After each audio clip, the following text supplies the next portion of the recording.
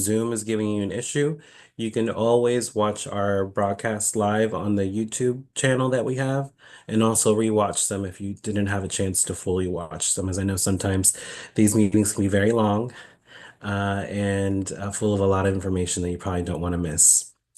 Okay, just doing another double check, commissioners, that there's no one else in the room amongst the attendees to get promoted to panelists. I don't see any other commissioners. Excuse me. Hmm. Okay. Let's see.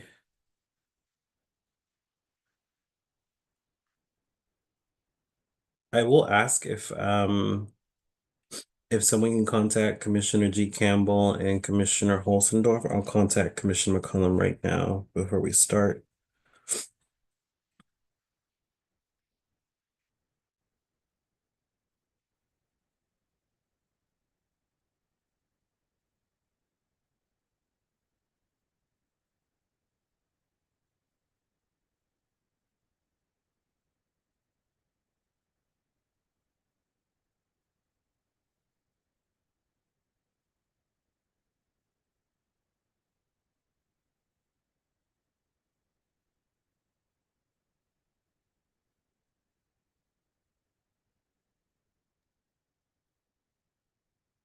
Are you all taking that task of contacting any of the other commissioners?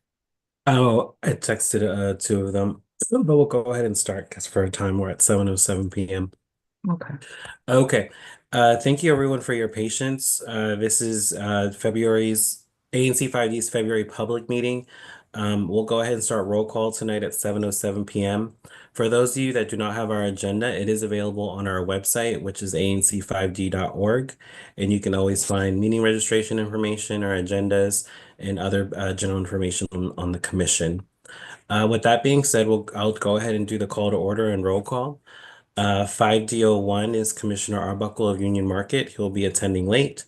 5D02, Present. 5D03, Present. 5D04. It's a vacancy at this time. For anyone that lives in single member district 5D04, which is Central Trinidad, as the chair, you can direct any concerns or questions to me at this time. 5D05, I am the commissioner for 5D05, Commissioner Salvador Sauceda Guzman, and I am present. 5D06. Present. Can you all hear me? Yes. All right. 5D07, Commissioner McCollum is currently absent. 5D08, that's Commissioner G. Campbell, also currently absent. And 5D09, Commissioner Holzendorf, also absent at this time. So we don't have a quorum at this moment until Commissioner Arbuckle or another commissioner joins us. So if you are attending tonight's meeting expecting a vote, please take note. If we do not have 5 commissioners present, we cannot vote on any actions. So that means for our developers on the meeting right now, please keep an eye on the attendees amongst the panelists of commissioners, because if we do not have all necessary commissioners present, we cannot give you a vote tonight. Okay, with that being said, we're moving with the adoption of the agenda. This agenda is sent to the public via our MailChimp account 7 days in advance of tonight's meeting, as required to be noticed to the public by our bylaws in the Office of ANC. Were there any commissioners that needed to make any changes or edits or additions to tonight's agenda? I want to add an addition to the agenda. I move to add an addition to the agenda, which is the protests to dispensaries that are proposed to come to Ivy City. Okay, we'll put that as can I get a second? Can Commissioner Rhodes get a second for this addition? Second. Second by Commissioner Roblin. Now, parliamentary procedure, I'm a bit confused here because we don't have quorum to be able to make a change. I need to look this up.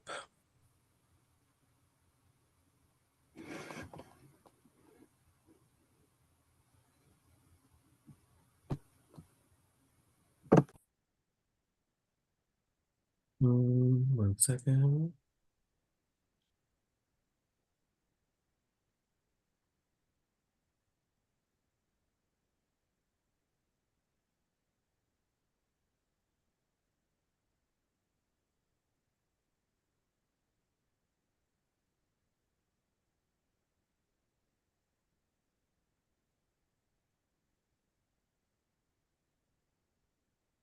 Sorry, folks.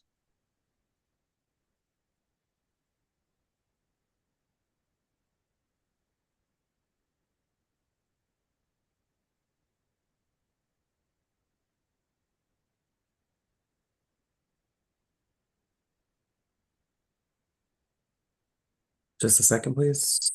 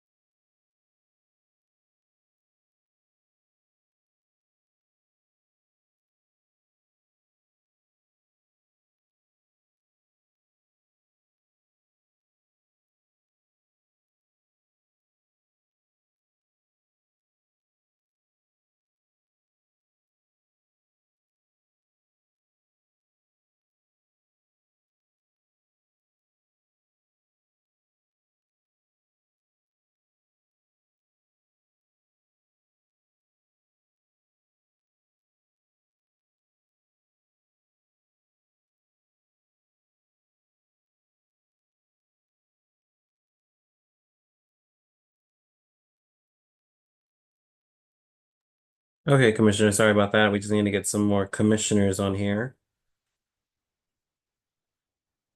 Okay, we should have Commissioner G. Campbell and Arbuckle joining now.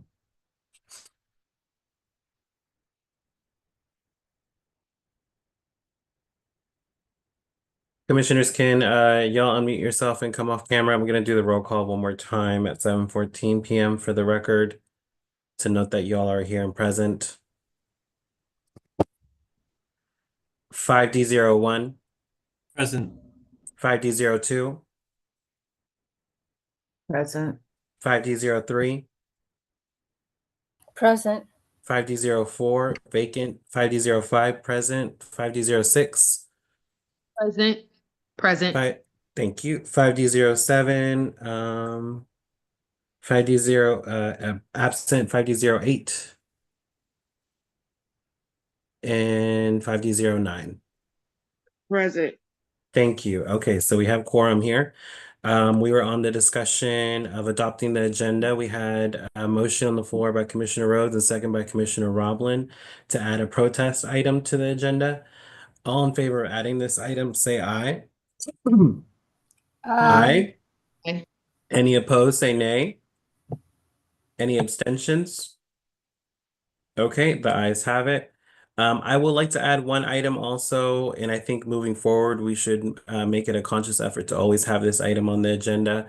Inspector Brooks Garrett has been attending our meetings frequently, and I would love them just to have a time to discuss DPW items since we know trash and illegal dumping is a large problem for all the commission. So I would like to add them, give them 10 minutes of time after the council member's office. I move that we give Inspector Brooks Garrett an opportunity on the agenda tonight, 10 minutes after the council member's office. Can I get a second on this motion to amend the agenda? Second. Second by Commissioner Roblin. All in favor of adding this addition, say aye. Aye. Aye. Any abstentions? Any nays? Okay, ayes have it. Any other changes to tonight's meeting agenda, commissioners? Okay, I move that we adopt tonight's agenda as amended. Can I get a second? Second. Second by Commissioner McCray. All in favor, say aye. Aye. Aye. Aye. Aye. All those opposed say nay. And any abstentions? Okay, perfect. So we'll adopt the we'll adopt the agenda as amended and add those two items to tonight's agenda. With that, we have the adoption of the minutes. Commissioner Arbuckle is our secretary. Commissioner, can you go ahead and do your thing with the minutes? Sorry. Hello, hello. So, wonderfully, Andy prepared a bunch of draft minutes for us. And I thought they looked fine. They looked good. And I was very thankful to Andy for making them. So I think that we can go ahead. There's only one thing that only one comment that was made. Andy asked what exactly a quorum was if only 8 commissioners are in office. Does anyone know what the quorum is? Is it 4 or 5? So quorum, my understanding is half plus one. Is that correct? Okay, so it should be 5. Mm-hmm. Okay. And then yeah, so I guess I will say I would like to move that we adopt these minutes as the meeting minutes for January 2025. Do I have a second? Second? Okay. Motion on the floor by Commissioner Arbuckle, second by myself. Those in favor say aye. Aye. Aye. Aye. Those opposed say nay. And any abstentions? Okay, perfect. Thank you, Commissioner. Going back to the agenda, we have our treasurer's monthly report. So now that we've gotten a little bit of updates in terms of our new treasurer getting trained and a little more acclimated with our finances, Commissioner McCray, can you give us a report for this month? Yes, yes. And I'm gonna share screen really quickly, Go ahead. just so that everyone can kind of follow along with me. Let me know when you all can see my screen. Are you all able to see it? Yes. Yes. So I'm a little bit more of a visual person, so I like to kind of write the numbers down. So the quarterly financial report encompasses for FY25 Q1 encompasses October 2024, November 2024, and December 2024. So for the beginning balance for October, just so everyone knows, the beginning balance was $46,773.94. The ending balance for October 2024 was $46,028.27. This month's expenditures covered personnel communications and a stop check fee, totaling $745.67. The November balance, the beginning balance was $46,028.27. The month's expenditures and funds spent on personnel and communications was $385.45, and the ending balance was $45,642.82. The December balance, the beginning was $45,642.82. This month's expenditures covered communications, the Verizon bill, and Amazon that totaled $410.72. We also received our FY25 Q2 district allotment of funds, which was an addition to the account of $11,326.16. So our ending balance was $56,558.26. So all of what I just listed encompass the FY25 Q1 October, November, December report. So what I'm going to move to at the end of this is for us to adopt the Q1 report, but the beginning balance in October 2024 was $46,773.94, and the ending balance ended up being $56,558.26. So that's all for Q1. And then just because we just finished January, just for the monthly treasurer's report, we had a beginning balance of $56,558.26. And we had an ending balance for the prior month of $56,482.53.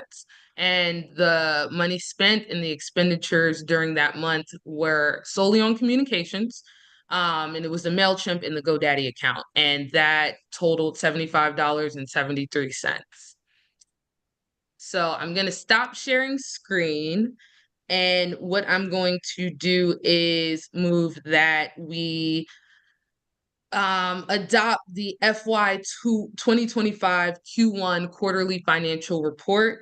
And I will get that all squared away with the chair and the secretary and the vice chair to sign once we adopt that.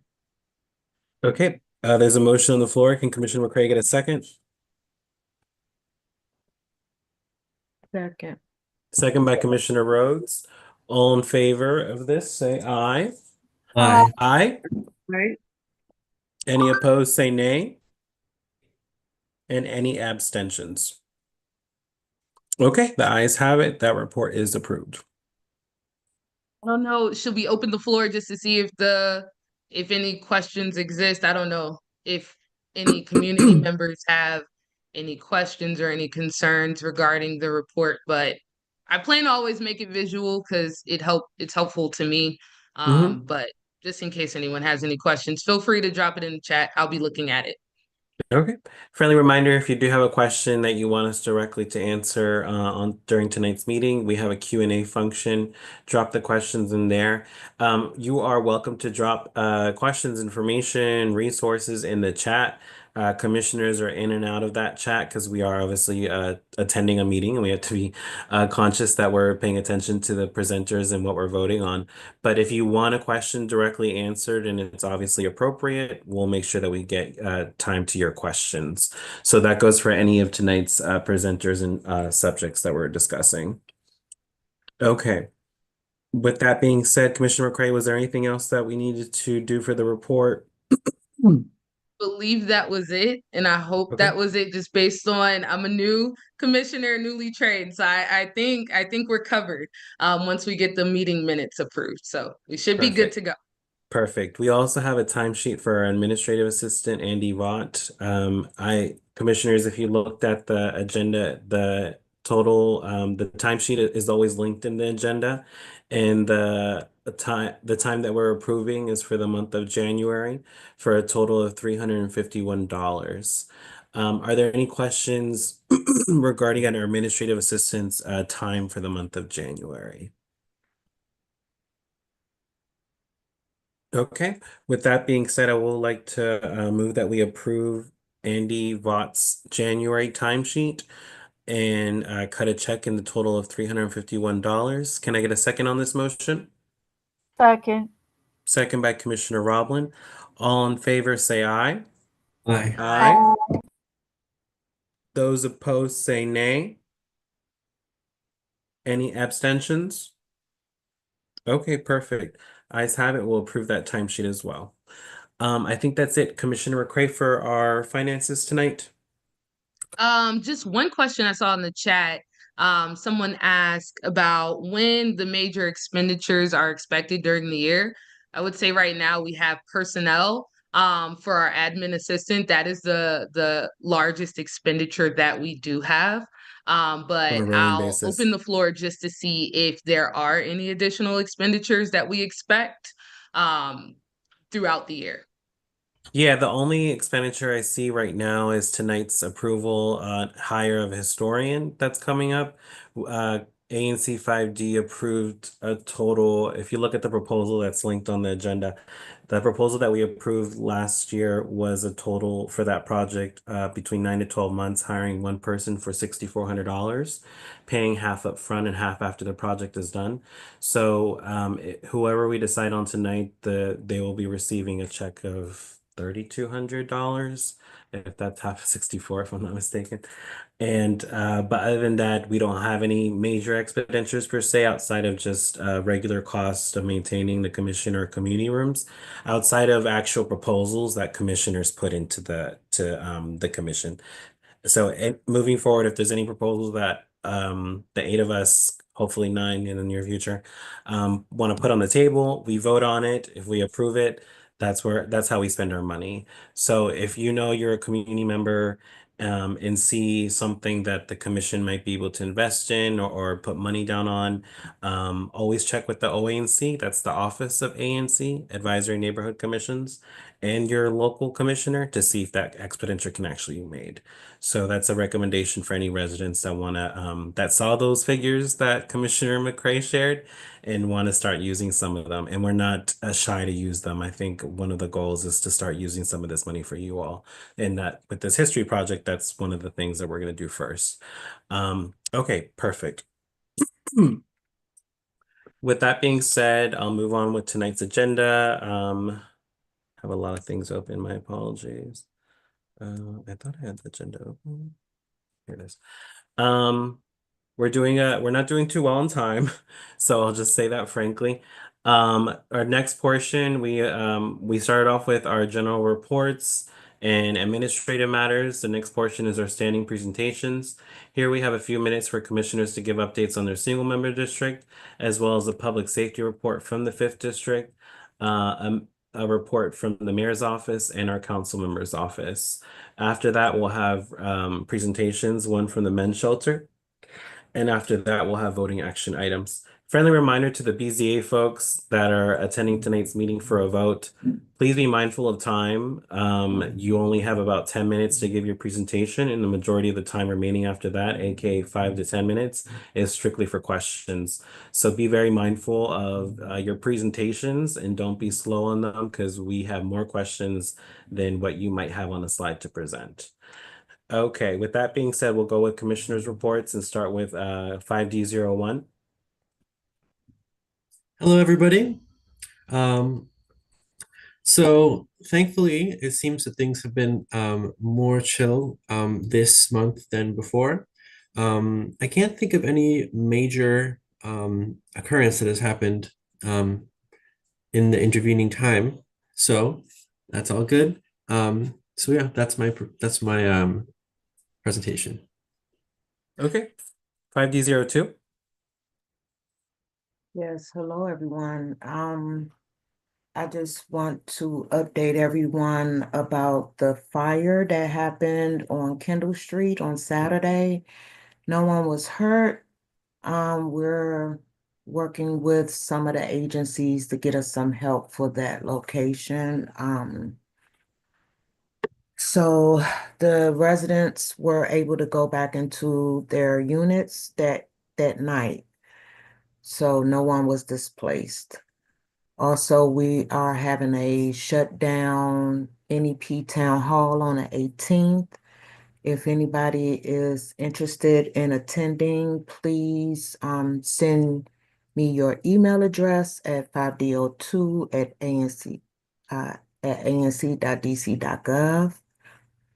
And we're working on the Ivy City Climate Resiliency Strategy Plan with DOEE to cover or to come up with a plan to mitigate the historic heat and the historic flooding. So be looking for some more information on those events that we will be having in the community. Soon as it gets a little bit warmer, but not too hot. And I believe that's it. If anyone have any photos and request numbers for illegal dumping, you can also send them to my email address 5D02 at anc.dc.gov. And we'll make a list of those items and give them to the Department of Justice. And that's it for me. Thank you. Thank you, Commissioner. 5D03. Hi, everybody. My name's Anna Roblin. I'm 5D03. My SMD is Southern Trinidad, from Florida to Oates, in West Virginia to mostly to Holbrook, and this is my second term. We're making some changes in some of the programs that I've been a part of. Our newsletter is changing hands. I won't be running it anymore. Our vice chair, secretary, and admin will be. And we're also going to be discussing in our next COW meeting of changes where we might make to our community meetings. There's a few different possibilities that we're considering. We may stop having them all together, at least for a while. So I presented a project at the DC Commission on Climate Change and Resiliency Knowledge Forum for legislation to take food waste and get it to the hungry. I was a DCPS substitute teacher for 6 years, and DCPS's policy is if food is untouched and kids don't want it, it goes straight in the trash. Huge amounts of food are thrown out every single day in DCPS. And I've also worked for years in restaurants and catering services, and every day they throw out huge amounts of expensive, very good quality food. And I just think that when we have so many people not having enough money to eat, that there's some way that we could get some kind of legislation to get the food to them. It's an incredible amount of waste. The chair of the Climate Change and Resiliency Forum said that food waste is something they want to focus on. So I think it's a good chance that we might be able to get some kind of legislation. And I also testified at DDOT's oversight hearing because DDOT has been the most problematic agency I've dealt with as far as getting what constituents need. One of the problems is, just one of them, that they bought new street lamp bulbs for the whole district that have a lot less capability for brightness than the old bulbs. And now our risk of accidents and crime has increased because of it. It was a very unsafe decision. I really don't understand how they could have decided to do that. And I'm one street in my SMD, the 1100 block of Morse. I've been trying to get better lighting for a long time, and it's really not going well, basically because DDOT is unresponsive. We're also starting a traffic safety group as part of the Transportation Committee, which is something I wanted to do for a long time. And one thing we can work on is to get new speed bumps and stop signs where they're really needed, all those kinds of 311s. I think that's something that we could focus on in that group. And another huge problem with DDOT is the rule that they will only do 200 new traffic safety implementations per quarter for all 8 wards. So that's only 25 new safety projects per ward per quarter. And I think that's one big reason why Vision Zero is doing as poorly as it is. Commissioners Arbuckle and McCray are co-chairs of the Transportation Committee. So if you could let one of them or me know if you'd like to join the traffic safety group, that would be really great. Thanks. Thank you, Commissioner. Again, 5D04 is a vacant seat right now.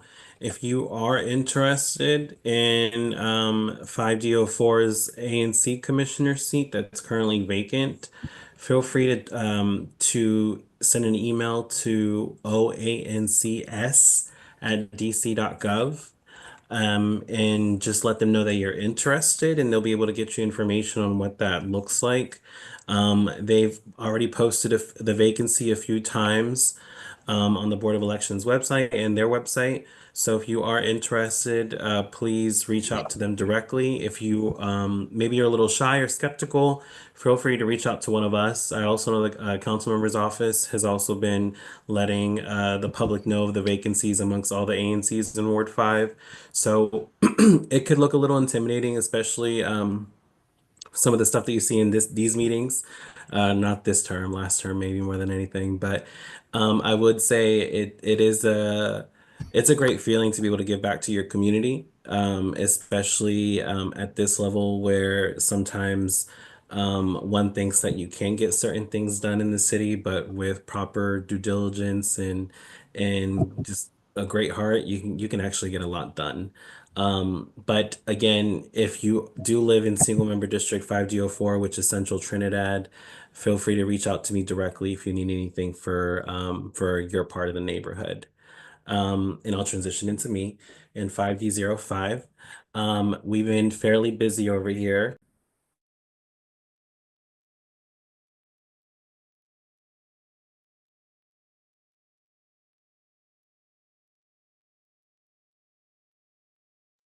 Sorry about that. We've been busy with our liquor protest with Kovacs. If you live in Trinidad or in the Mount Olivet area alongside Ivy City, you might have noticed that they've been doing much better with maintaining their space. And us and other residents have been working directly with the owner and their attorney to prepare a final settlement on the matter. We don't look like we're looking, it doesn't look like we're going to a final hearing at the end of the month, which will be great because those final hearings for these APCA matters can be very costly, and I'd rather have the business owner spend money on investments on the property than on his attorney. So it's an ongoing issue that we're still addressing with the owner and the attorney, but we look forward to seeing a great resolution that would have us prepared for seeing just an establishment that got it together. So if you've been there recently, they've dropped a good amount of money on installing plexiglass at the counter, cleaning the space outside, repainting. They've been doing a lot. So we look forward to them continuing to build on what they've been doing so far. Outside of that, I will say I'm very proud to say that our typical legal dumping sites have been managed fairly these last few weeks. I understand I understand at least in my single member district, the Department of Public Works wasn't able to handle trash collection until far into January. But they were able to mitigate all the concerns with missed trash collection, specifically due to the interruptions by the inauguration in the winter storms that we had alongside being on top of lease season. But I did submit testimony for oversight hearing on for DPW. I was very clear in my testimony. I wasn't able to attend, but I was very clear in my written testimony that the Department of Public Works has some of the hardest workers in any agency in the city. They didn't even stop working when COVID was rampant and the pandemic was serious. They continue to work and they continue to provide services. I just personally believe, as not just a ANC commissioner, but just a resident of the city, that they don't have the proper resources and tools to be able to manage such a dense and growing city. There needs to be more investments of technology, more investments to employ more people to be able to manage as this city continues to grow. So we look forward to continuing working with Inspector Garrett's Brook and other folks from DPW because we know the job's not an easy one, but they are getting something done. And talking about getting something done, I will have community hours the fourth Saturdays of the month. Um, I have a little flyer here to share. Um, It'll be at the Trinidad Rec Center between 11 and 1 p.m. If you get there early at 11 o'clock, it will be a general meeting, a typical single member district meeting, just talking about things happening on the north end of Trinidad. And if you look at the flyer, it also includes 5D04. So if you live in 5D04, please come out. The last hour from 12 to 1 will be more for troubleshooting. If you have any specific issues and concerns that you just want to sit down with me and just discuss and see what we can do, that's what that hour is going to be for. And this Saturday at the end of the month, if you have been walking in the neighborhood, can y'all see this sign? I changed it up, I just want to make sure. If you were walking in Trinidad, I invested and put yard signs as much as I could in high traffic areas in the neighborhood. Because to be frank, we don't know if the ANCs are going to exist in the future because of how the Republicans are playing games on Capitol Hill with home rule. And if ANCs do no longer exist, then what are we going to do? So I was like, ¿sabes qué? Let's just get the neighbors more engaged, helping out more, and bring back block captains to a neighborhood such as Trinidad. I know folks might be interested in Carver Langston, Ivy City, Union Market. reach out to your commissioner and see if they want to work on that. But I'm only one guy, and I'm going to focus on this neighborhood specifically since it's one of the largest in the ward in general. So what is a block captain? Well, pretty much it's someone that's going to be connecting neighbors with information. You don't need to take no oath. You're not sworn into some position or role. Don't think of those responsibilities. Don't let that bog it down. This is just an opportunity for you to connect with neighbors and connect neighbors with resources. And that's pretty much general information. This was kind of pushed by me a little bit after recent events this last month with a lot of the water main breaks that we had in the neighborhood. I know a lot of residents were kind of left clueless on what was going on in terms of timelines from DC Water and whatnot. So that was an opportunity missed where I wish we did have block captains that would just keep residents a little informed, like, hey, they're working on the water. Hopefully they'll get back to it today.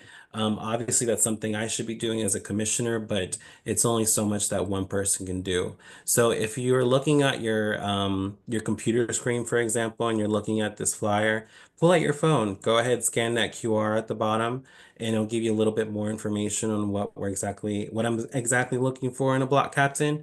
If you don't know me, I'm a very direct person and I am a diva, so maybe I go off a little bit, but I will say I'm not looking for keyboard warriors. And what I mean by that, I'm not looking for folks that want to stay behind their phone or their computer, their laptop, and discuss their concerns or address their concerns that way.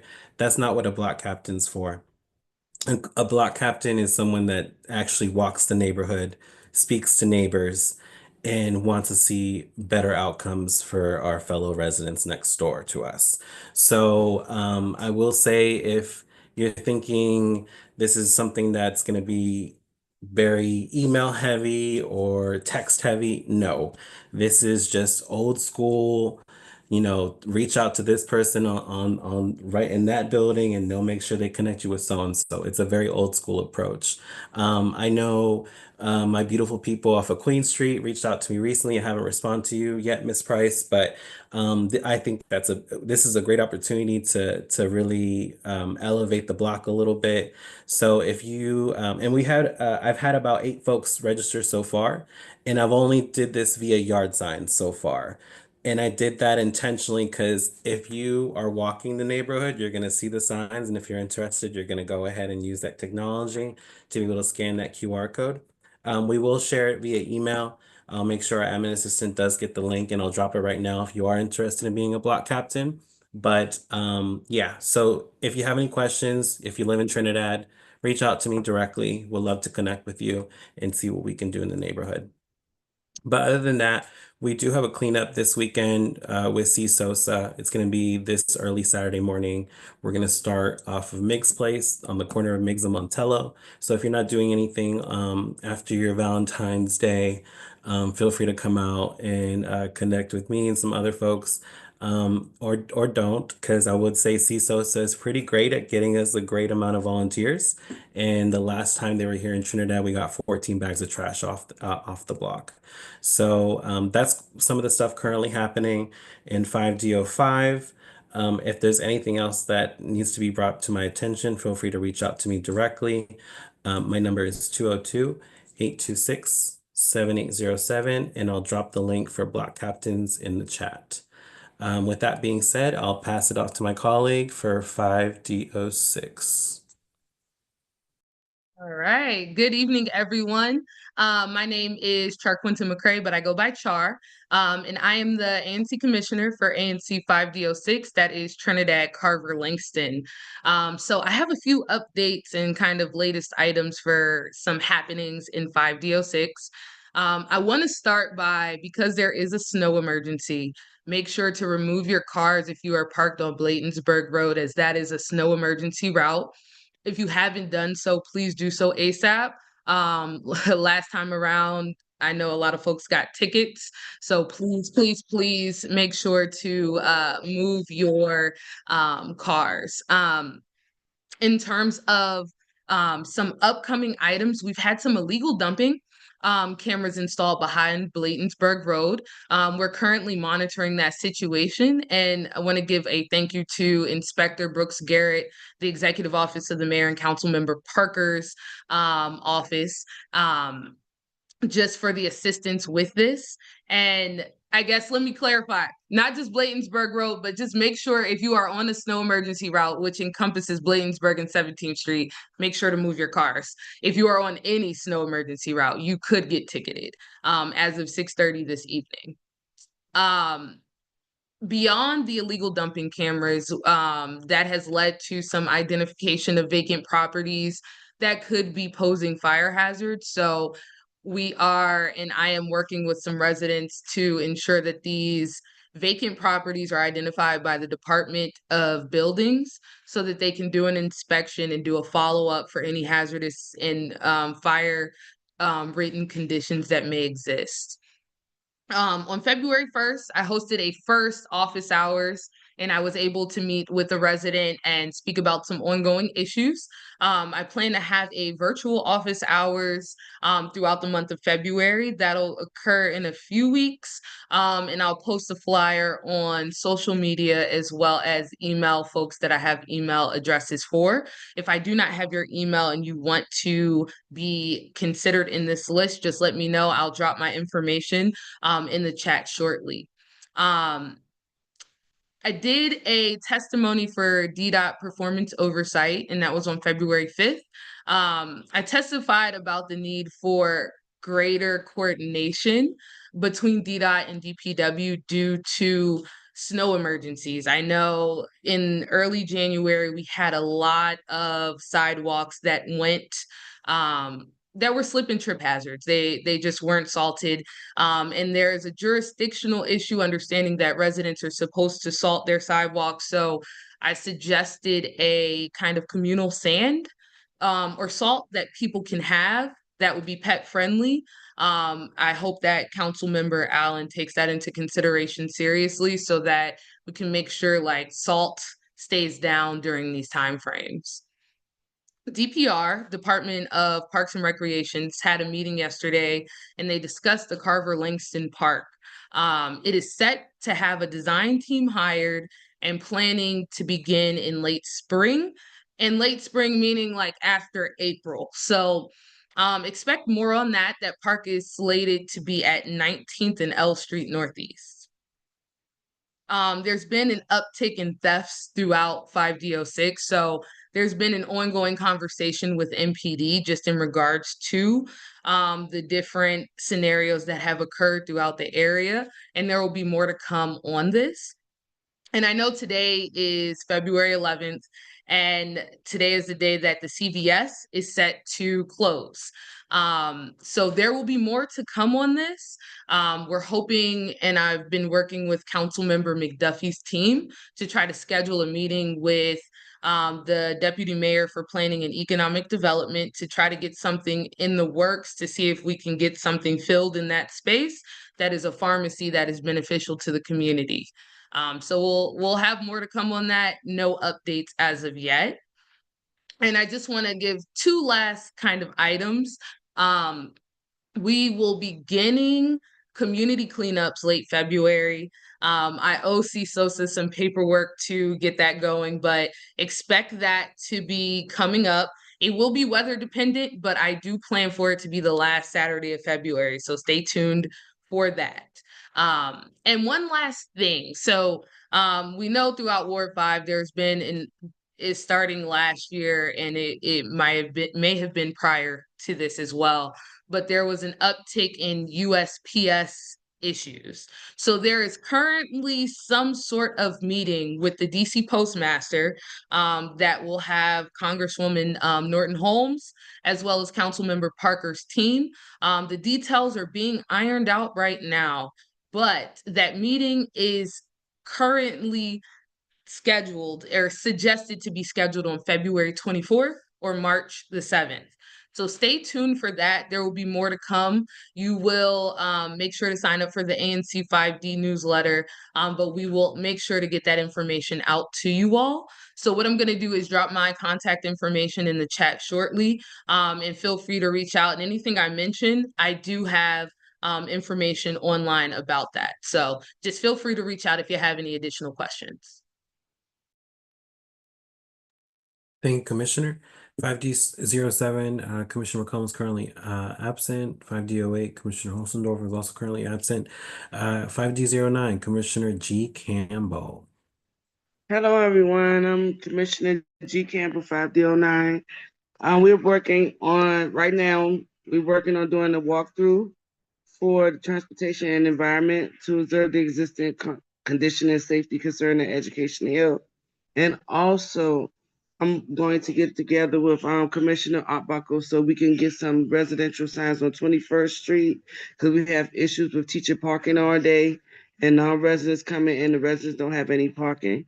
So those are the things that I'm working on, and plus getting Langston residents back on the main power line with Pepco because they're having issues living off generators. So those are the issues that I'm working on for my district for 5D09.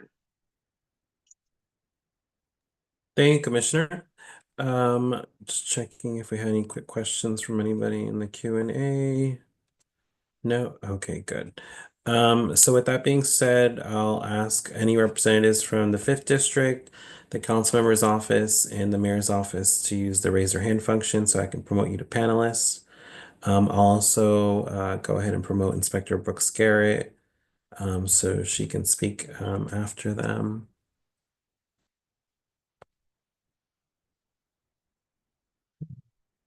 Okay.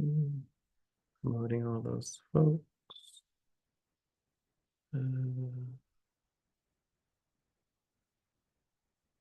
Christian. Okay, who is here tonight for the 5th District? I have, is it,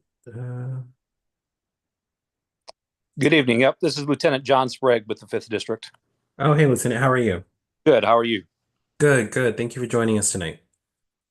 Yes, I think Captain Simic was going to try to jump on if he could, but he had another meeting at 6, and I guess he's having a bit of a busy night in the snowstorm. So I was going to jump in and make sure we had somebody on the call with you. It's been over a year since I've done this meeting. So Yeah, it's been a while. don't talk about things that you want to hear, let me know. I can give you my general community meeting stuff, and if you have any questions I don't know the answer to, shoot me an email. I'll put a disconnect, and I'll get you the answer if I don't have it right now. As far as the crime stats, this year we're doing pretty good as far as violent crime. Robberies are pretty flat. Assault with dangerous weapon is 3. And I'm sorry, but my phone is using the crime cards. You're fine, Lieutenant. We can hear you clearly. All right. But just to give you a general thing, I think one of the other commissioners mentioned thefts and theft from autos. I'm battling that in Union Market and Noma, and those are the things that are through the roof for property crime. So just reminding people, do not leave things visible in your cars, and make sure you lock your doors. And one thing we've really been struggling with, I don't know in the rest of the 5D, Noma and Union Market, people reporting these crimes hours later or sometimes days later. And that just really pushes the police report down in priority.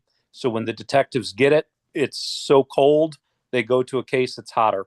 And if they can get it immediately and reach out to any cameras in the area, other residents, they can get CCTV footage, get a bolo out there and see if our officers or our community members recognize the person, and of getting a closure than if we get a report that's, that happened in the morning and now it's in the evening and we've generated another 40 reports on top of it. So just quick reporting if you can. And there's multiple ways of doing that. You don't necessarily have to wait at your home or where it occurred for an officer. There's online reporting. You can do a telephone report. All of those things are options for theft reports, where you might want an officer to come out, depending on what your needs are. But the faster we can get it reported, the faster we can act on it. But those are our major trouble spots. Our crime suppression team has been working with several businesses throughout the Benning Road corridor, doing theft prevention and anti-theft things. I'm not going to get into too much details on it, but pretty much making a lot of arrests for thefts. And we have a little bit of capacity to do that in the colder weather before our focus switches over, which unfortunately just circumstances will require that as things warm up. But while we have a lull in violent crime, we really try to work on the property crimes and get them pushed down and get those offenders identified and arrested if applicable. And if there's any specific questions, happy to take them. Great. I'll remind the public to drop questions in the Q&A, and then if there's any commissioners with questions for the lieutenant, they can use the raise their hand function. Regarding the property crime issues that you addressed earlier, you mentioned I think it was PSA 501. Are you seeing a trend? Are they targeting garages, just streets? Like, what's going on there? They're targeting everything. The parking garages are an issue, but when we start to see groups of victims inside the parking garages, we usually can work out with property management what the weak spot is, how they're getting in. I had a conversation with a building manager today. Simple advising us, hey, the garage door's broke. Can we get some extra coverage? Because we know people are going to be coming in and out and tearing our cars up. And so we've got our business beat down there riding through that garage several times during the shift. And on midnights, they're going to be doing that. And that's just something as simple as telling the officers, hey, this garage door is open, not because, it just happens to be open, but it's broken and they'd like you to drive through it. And just getting that information from that building manager, he's going to have every officer who has 2 minutes run through will actually drive up into that parking garage and check it out. That's just because the simple act of sending me an email and let me know it's a problem. We're happy. We don't always have time to address those minor little things, but it beats sitting around doing nothing. If we know community members having an issue, we're happy to jump on it if we know about it. Okay. As a commissioner, I would say that Union Market's probably the most police. And when I say police, I'm also including personal security that buildings also have. Yes. Neighborhoods like Trinidad, Ivy City, Carver, Langston, we don't have that. We don't have buildings that have personal security personnel or off-duty cops that are working for, restaurants or other businesses. So on a typical day, Lieutenant, how many officers from the Fifth District are usually, stationed or kind of in Union Market itself? On a good day, two Mhm. that Two. are on duty MPD. And as far as resources that come in, I'm not aware of any off duty or part time employees who are there. Hmm. We'll pull in resources like we have a truant unit, and with McKinley Tech and HIP on Brentwood Parkway there, the truant unit gets a lot of activity as they make their rounds through all the schools. And there are youth and family engagement, school security division. They do provide off. So depending on where the school day is, there will be additional resources from outside of 5D. However, if I have two people in Union Market, it's a good day for staffing. And when you say two people, is that two cars or just two officers in total? Two officers in general. If we have the cars available, we'll try to split them up, but that quite often isn't the case. Okay, understood. Were there any questions from the commissioners for the lieutenant tonight? I don't see any in the Q&A. I did have one question, and if you don't have the answer, if you could just circle back to me. This Sure. is Char from ANC 5D06. We have had an uptick in thefts throughout 5D06. Are there more consistent patrols being placed in the area, or if you can provide just some updates on if anyone has been caught in the area yet? Excuse Do you have any updates on that? I'm sorry, you cut out a little bit, but I wanted to address the consistency of patrols. No, I Okay. really did. Now we're coming off. We put together what I still think is a good plan, and we're still running it for the beginning of the year. However, with the January 6th deployment for civil disturbance, with the inauguration, with some of the upcoming protests due to some of the political upheaval we're going through, that saps our personnel. And so consistency is something, honestly, we really struggle with right now. You know, the officers we're supposed to have, then you take half of them away for these citywide deployments. It's a struggle. So what we are doing is we look at our crime stats every day and we devise plans to take the resources we have and put them where we think we'll need them. And I'm sorry, website trying to get an idea of all the maps in 5D. Is which area are you specifically? You That's said you 507, PSA 507, I think, Commissioner. That's the area directly behind, I mean, you can speak, Commissioner, I'm sorry. The I'm going blank on the name. It's Um, right behind Maryland Avenue where Union yes, Heights Union kind of Heights. meets the crux Yep, of Bladensburg and 17th Street up through L Street and Maryland Avenue got it. over Yep, through kind of Trinidad, where the yep, cross streets are Neal and Oates. got it. Yep, I know what you're talking about. So that's north of our HRP or our Thrive Zone, the Targeted Homicide Reduction area, and so that's a little north of that. In that Thrive Zone, which is pretty much Maryland Avenue down to I think it's either Gales or Isherwood, and then from depending on how it cuts out from 15th Street, 17th and 18th. That is the area that gets additional citywide resources every day. And we have to staff that with our part of that first. And then anybody left over can patrol throughout the PSA. But I'm not aware of any specific uh, personnel that's being deployed north of Maryland Avenue, aside from your normal daily PSA allotment. Okay. Any other questions, Commissioner McRae? That was it. Don't see anything else in the chat, or I'm sorry, not the chat, the Q&A, and don't see any other commissioners with their hand raised. With that being said, Lieutenant Sprague, thank you so much for joining us tonight. We appreciate you giving some information, and I see that you dropped your contact information in the chat, so we'll definitely reach out if we have anything else to ask. Thanks a lot. Have a good night. You too, be safe. Okay, moving forward with the agenda, we have Ms. Christian Stargill joining us tonight for the mayor's office. You have been a very busy beaver these last few weeks for the mayor, so we appreciate any updates and anything that you'd like to share with us. Yes, thank you for having me. I won't hold you all long. My name is Christian Sargel, and I serve as the Ward 5 Mokers for the Mayor's Office of Community Relations and Services. I first wanted to start off by thanking Commissioner Rhodes for her presence and assistance at the fire at 1850 Kendall Street. You were a major help to me, and I really appreciate you, as I expressed to you in person as well. And we will be continuing to assist those residents, connecting them to city resources like you previously mentioned, Commissioner Rhodes. Yeah, and that's a small update on that to follow up as well. So we're currently monitoring snow and safety conditions.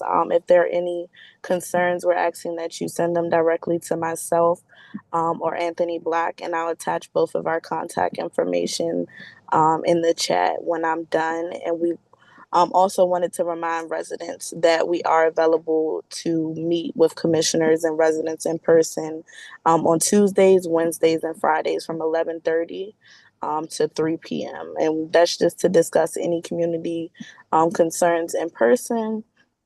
And that is the perfect time for us to meet to do that. In terms of DPR, we're gonna we're reminding residents that the DPR Summer Camp Lottery is open from this Friday, the 14th, through Monday, March 3rd. And we're really reminding residents to go ahead and get that done. So at the last minute, they're not trying to figure out what to do. As mentioned before, we would also like to thank everyone who was able to join the DPR virtual session last night. And I will also drop the link for that for anyone who wasn't able to attend to follow those Ward 5 projects. Lastly, we have the Mayor's Office of Clean City, which is now reopened. And the Ward 5 cleanup days will be this year, July 26, 2025. And that will be on Delafield Place, Northeast, as well as October 24th, 2025. And that's on Childress Street, Northeast. And we'll reach out to residents to remind you all about that closer to this time. And we also look forward to participating in your SMD community walks as well. And that's all that I have for update for tonight. Perfect. Thank you, Mr. Argil. Do we have any questions from the commissioners? I don't see any questions from the public. Mr. Argil, can you confirm, you said the Office of Clean City, was it, is reopened? It was closed for a bit, or Well, they're let's just say they're back doing their community cleanups. The understood? cleanups stopped for a while. So yeah. Is it still the same director? They don't operate with a director at this time. So there's no director at this time. Okay. Do you know the point person for the office? That would be Phil Thomas. I think they're now falling under our office, the Mayor's Office of Community Relations and Services. And actually, I believe that's Julius Terry, who works under Phil, and I can drop his contact information as well. And he's the Okay. point person for any of those cleanups. Okay. Thank you. Commissioner Rhodes, you had a question? I have a question. I just want to also thank Christian for being out there. We was out there late in the rain, snow, with the senior citizen, and after everyone left us and didn't tell us they were done. So I want to also thank you to Christian, and also Oliver was on vacay, but was still on duty. So All right. we have folks that are very passionate about what they do and about passionate about our residents here in the city. Great. Thank Thank you, Commissioner. Well, with that being said, Ms. Stargell, I think that's all we have for you tonight. Feel free to drop your contact information in the chat if you haven't already done so. And again, thank you for all the work that you do for specifically that you do for us here in South Ward 5. Thank you all as well, and you all have a great evening. You too. Stay safe out there. I know they're gonna have you busy. You too. Thank you. Okay, with that being said, we have our council member's office also presenting tonight. We have Mr. Oliver Stout. Feel free to go ahead and do your thing, Mr. Stout. Hello, everyone. I'm Oliver, and I am the Constituent Service Director for the Ward 5 Council Office, and I also lead on the public aid safety aspect of the office as well when it comes to interfacing with our public safety apparatus, MPD, as well as FEMS and our violence interrupters.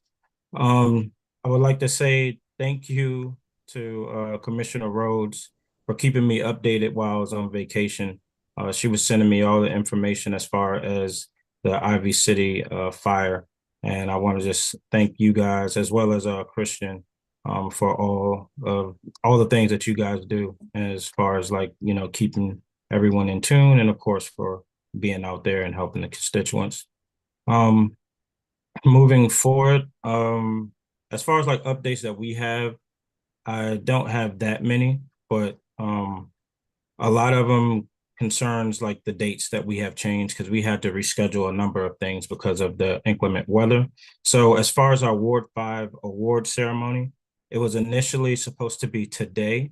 That has now changed because of the inclement weather, and we will be meeting March 12th at the same time, same place, which is Ivy City Smokehouse, which is 1356 Oakey Street. And we look forward to everybody being there. That's also the time of the council member's birthday as well. So he will be enjoying you guys and being able to recognize all of the great members of our community. Outside of that, we also had a walkthrough that was scheduled for Education Hill, which is basically we were going to be going up there, walking, collaborating with our Charles Allen's office, Councilmember Charles Allen's office, who chaired the Committee of Transportation and Environment, just to go out there and observe the existing conditions and safety concerns at Education Hill. As we know that there has been a number of constituents that have reached out, as well as staff. It's just been a lot going on over there as far as like having multiple schools, pedestrians and students, and we want to just make sure that everybody's safe. So in that meeting, we would have DDOT, safe routes to school, as well as DGS and a number of other agencies that were going to be there. That now has changed from not being tomorrow. It will now be March 25th, and we look forward to having everyone out there. It'll be at the same time, same place, and we'll be meeting on Benning and 26th Street, right across the street from the school. Outside of that, the council member also sent out a progress report this past week, and I hope that everybody got to receive them. We sent a lot of them in hard copies, over thousands of them. Just as basically like a 2023 to 2025 snapshot of the progress report of things that our office has done, detailing some of the important strides that we've had made together as far as building a healthy community in Ward 5. If you guys don't have that, I'll make sure that I drop the link to that as well. Moving forward, when it comes to legislative aspect of the office, performance oversight hearings are among us. We have a upcoming performance oversight hearing on the committee that the council member chairs, which is the agency under the purview of the Committee on Youth Affairs. So that will be on February 13th from 11 to 6 p.m. This is the CFSA, which is the Child and Family Services office and the Office of Ombudsman of Children. That will be February 13th from 11 to 6 p.m. I'll also make sure that I send the link if anybody would like to testify in regards to that as well. Outside of that, I know we've been pretty busy in 5D as far as like illegal dumping in Bladensburg. We've been working on that, as well as we're going to be doing some stuff in Ivy City where we're going to be working with multiple agencies, including the OAG's office, to try to figure out what can we possibly do about that 1850 Kendall Street, which we have known and heard concerns about that property for years now. So I'm happy to be doing that and working with Commissioner Rhodes as we lead the way to try to figure out, what can possibly be done in that situation. Outside of that, if you guys have any questions, feel free to let me know.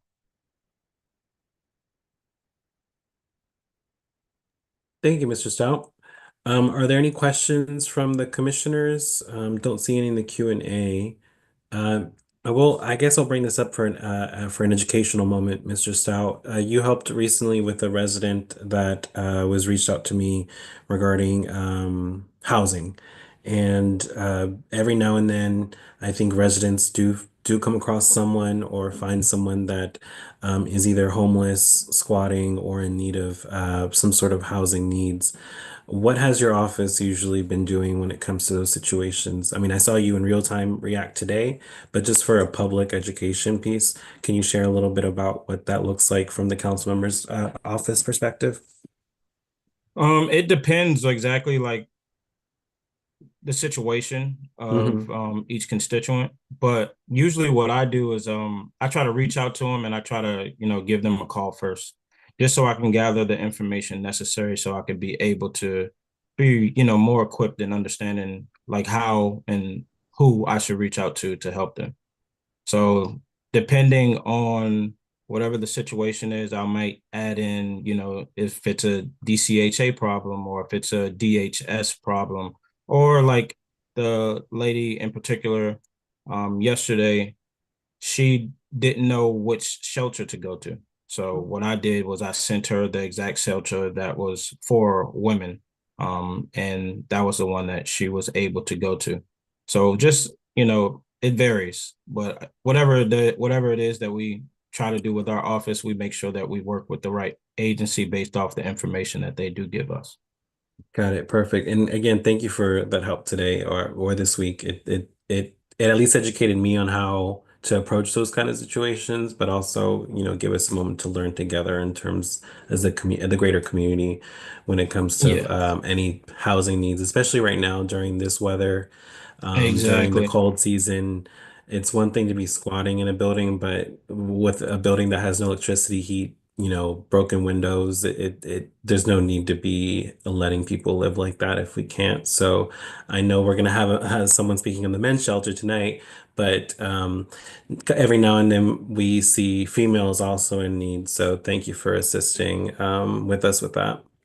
Yes, and most definitely. And also, some people don't know that, during like hypothermia, this is hypothermia season. So there is an open door policy for all the shelters because we don't want to make sure that we don't leave anybody stranded.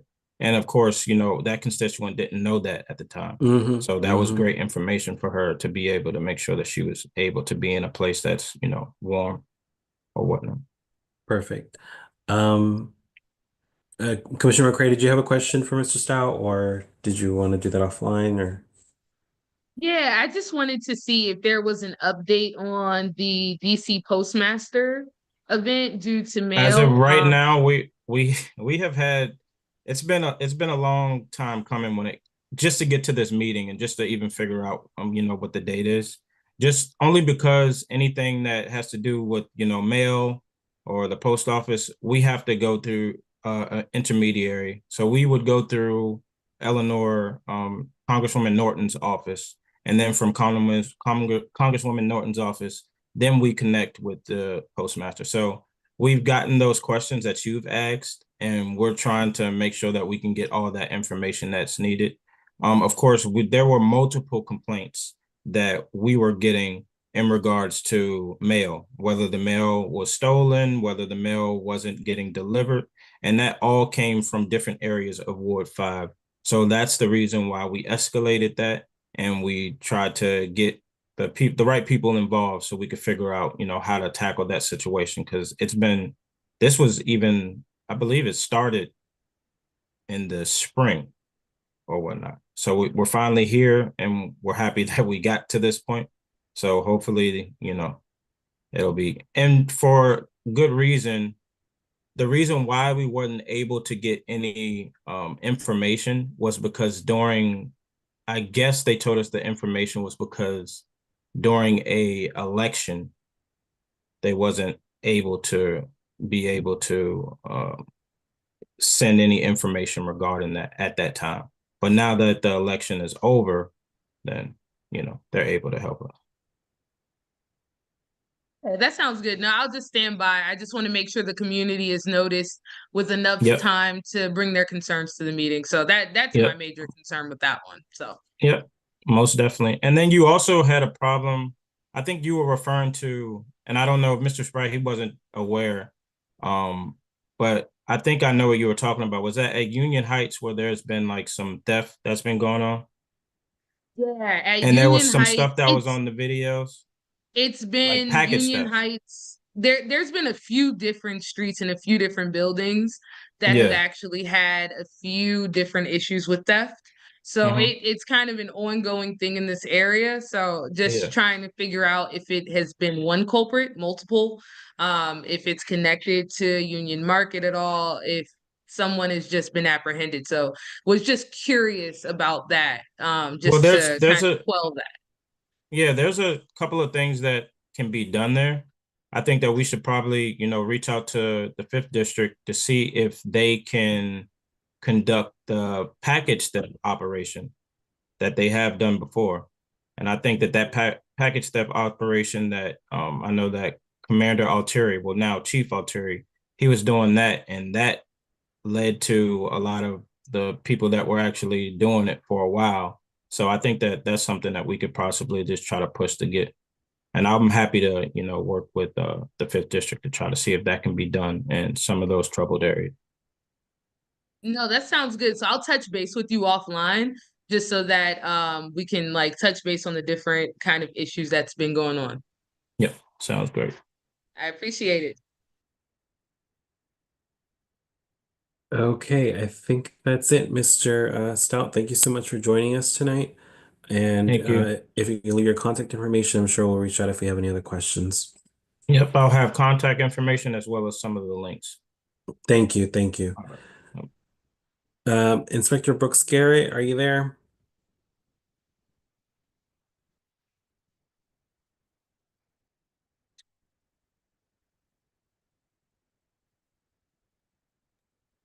Can you hear me? Yes, ma'am. Yes, I'm here. How are you? Good. How are you? Thank you so much for joining us tonight. You're welcome. We know we mentioned DPW a few times tonight in terms of some of the work that's been going on this last month, I would say these last 4 weeks. Y'all have been busy beavers managing a lot. Can you tell us pretty much the work that y'all been doing and any current stuff that you're doing as an inspector for this area? Yes. Actually, I've been doing quite a bit working with the commissioners. And I try to explain first and foremost that we do the best we can with what we have.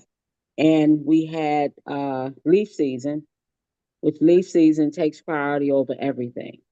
311 is actually shut down. Trying to figure out a better way to do this myself, but it can be challenging. Because once you go in the leaf season, that takes precedent over everything. And then we fell into like a couple of snow events. Then we had the ice. Then there was a situation with the trash not being picked up.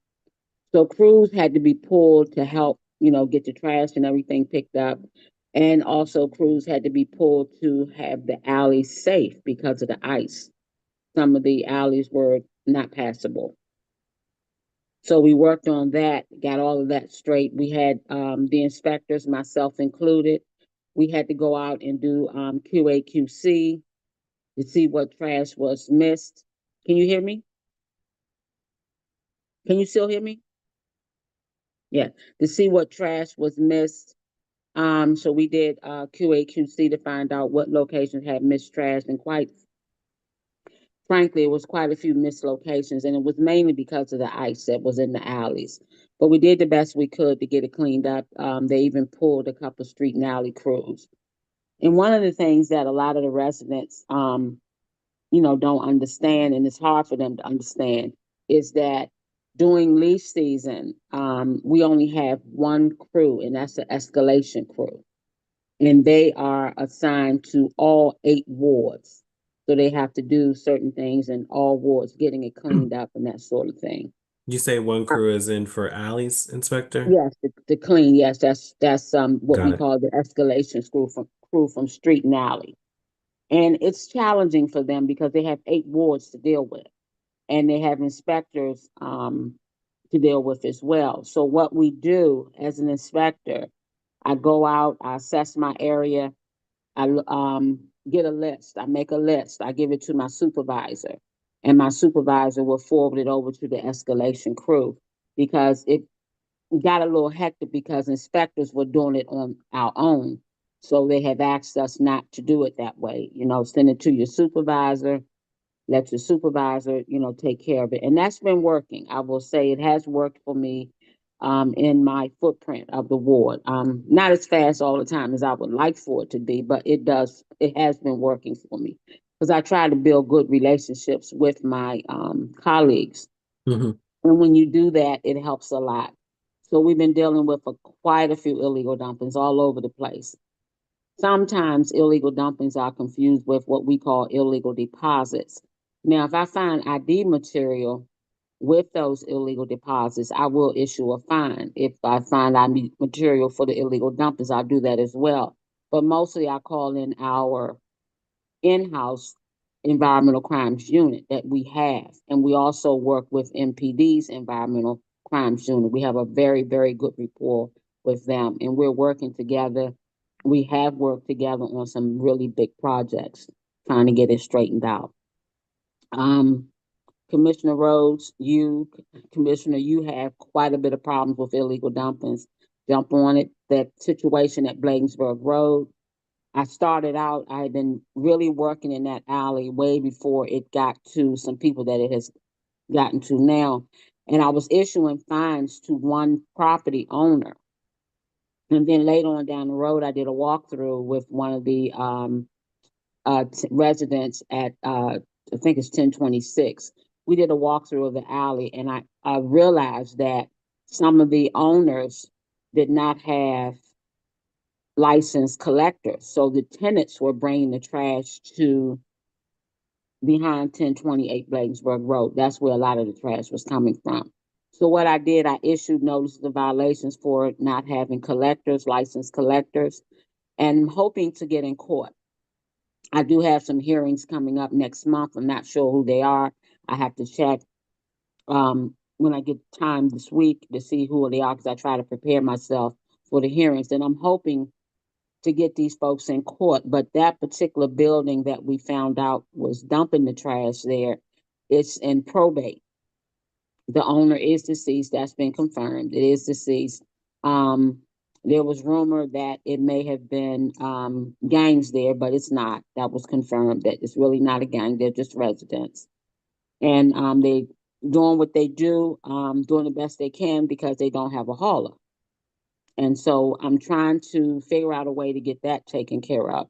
And that's taken longer than, I anticipated it would happen. But the main thing is trying to get folks in court. So with that being said, I'm going to try to stay on top of, the alleys, the streets, what have you, until we can get back into 311. 311 is open for illegal dumpings, and that's the only way you can put a service request in until it opens back up after leaf season. Leaf season was extended, as you know. It was extended through the end of February.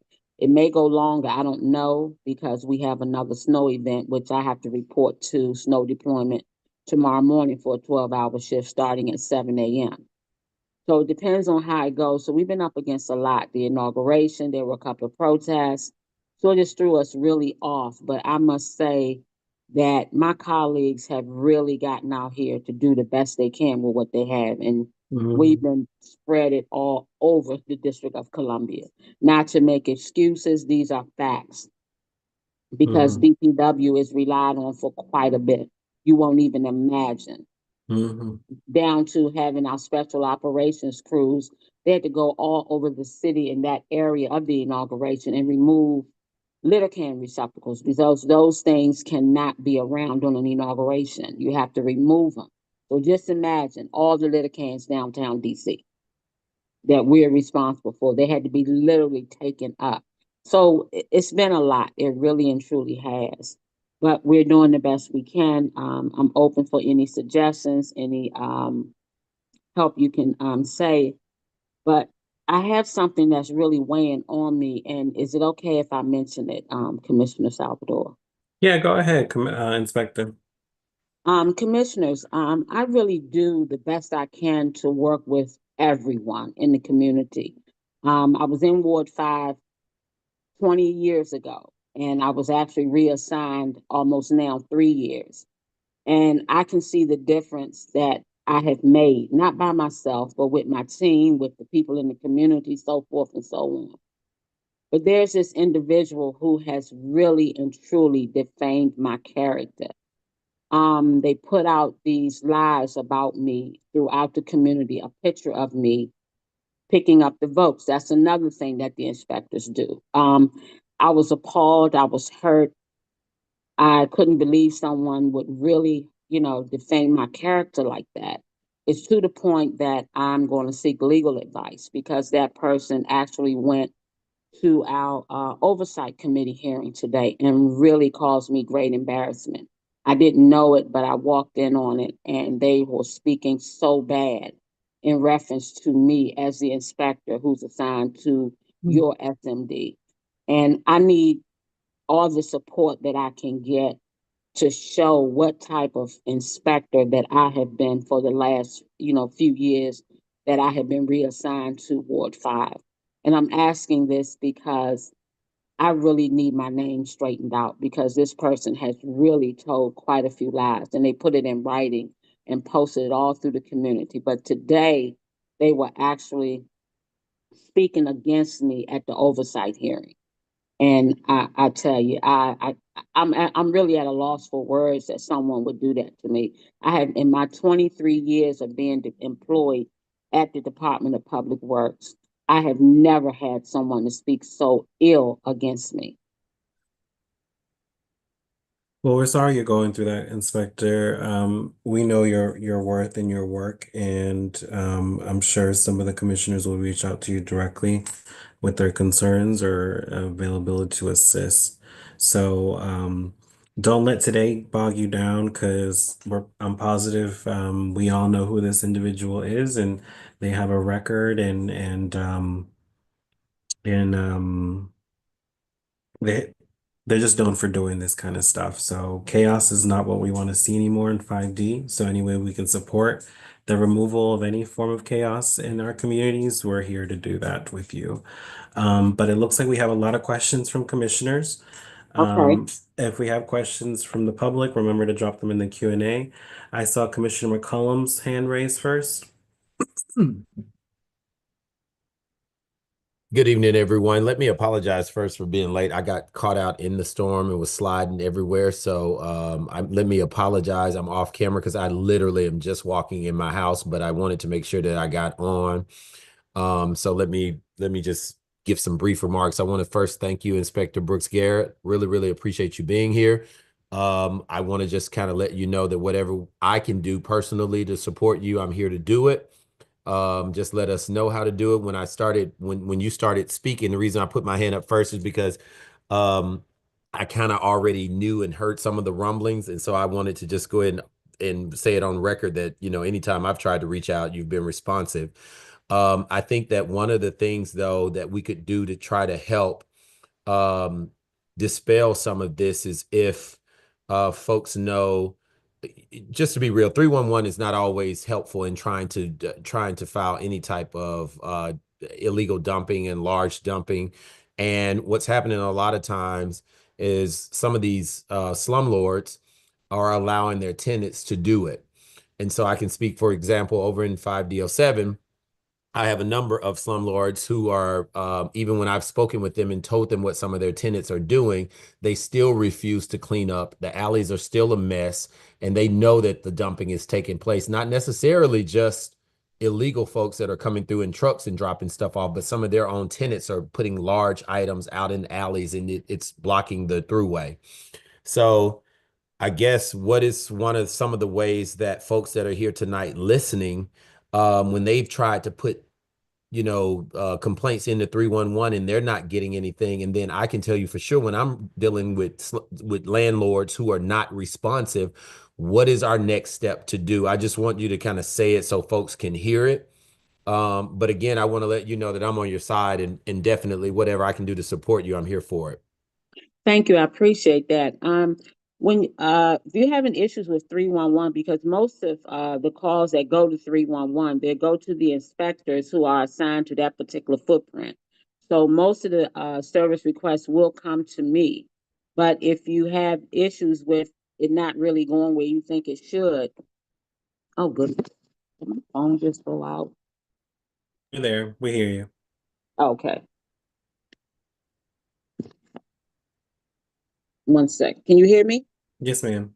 Okay, this went out a little bit. Let me open it back up. You can reach out to me. I don't have an issue with anyone calling me on my work cell. I'll put it in the chat. It's 202-427-0223. I'm sorry, 427-0213. And my email address is jacqueline.brooks-garrett@dc.gov. You can reach out to me. We can set up a time to meet, do a little walkthrough, or whatever it is that you may need me to do. I will do my best.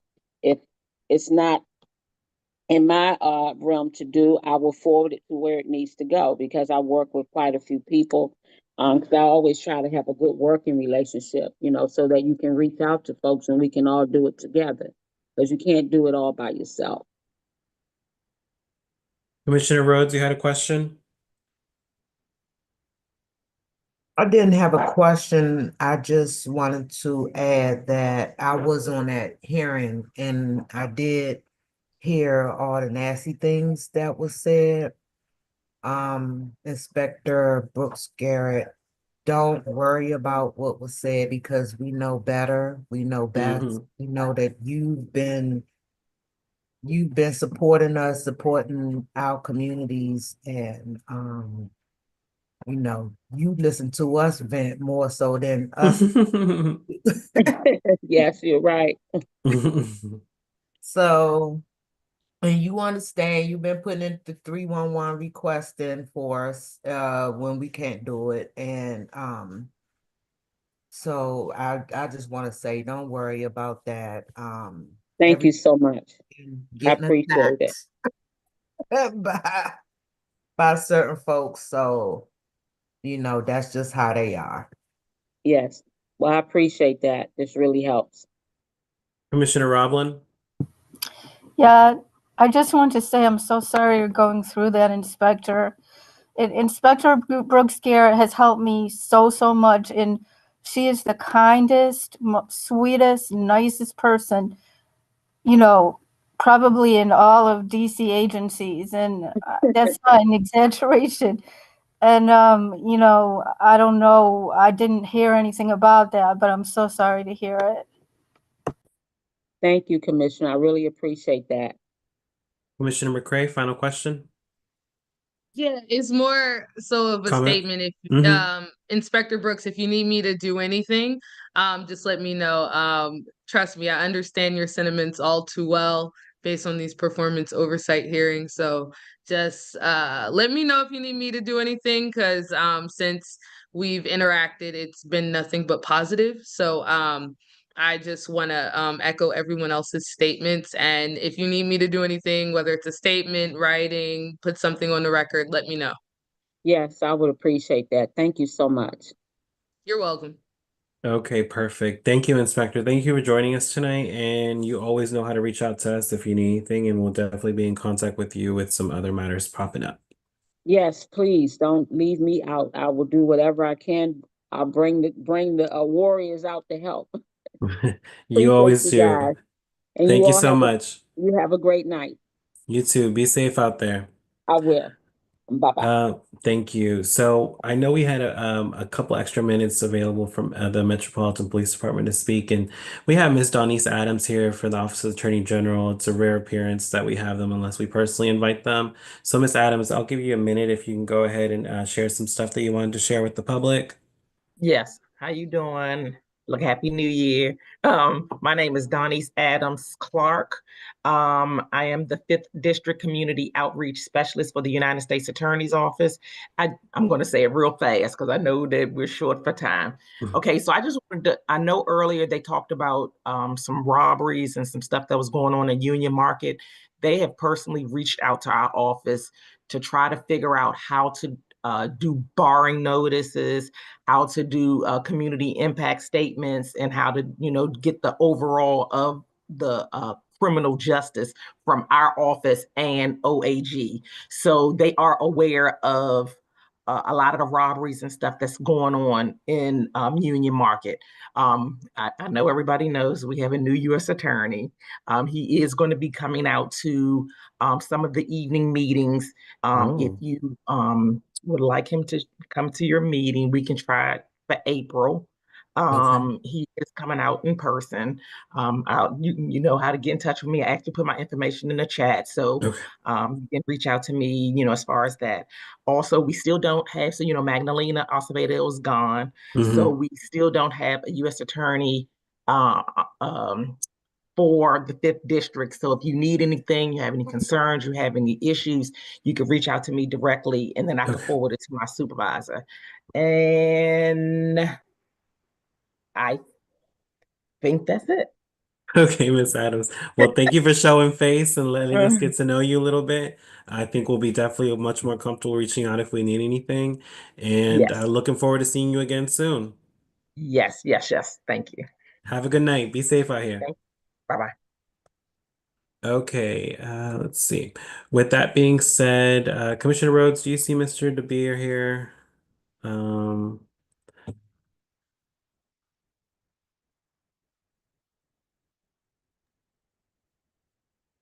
I saw them earlier.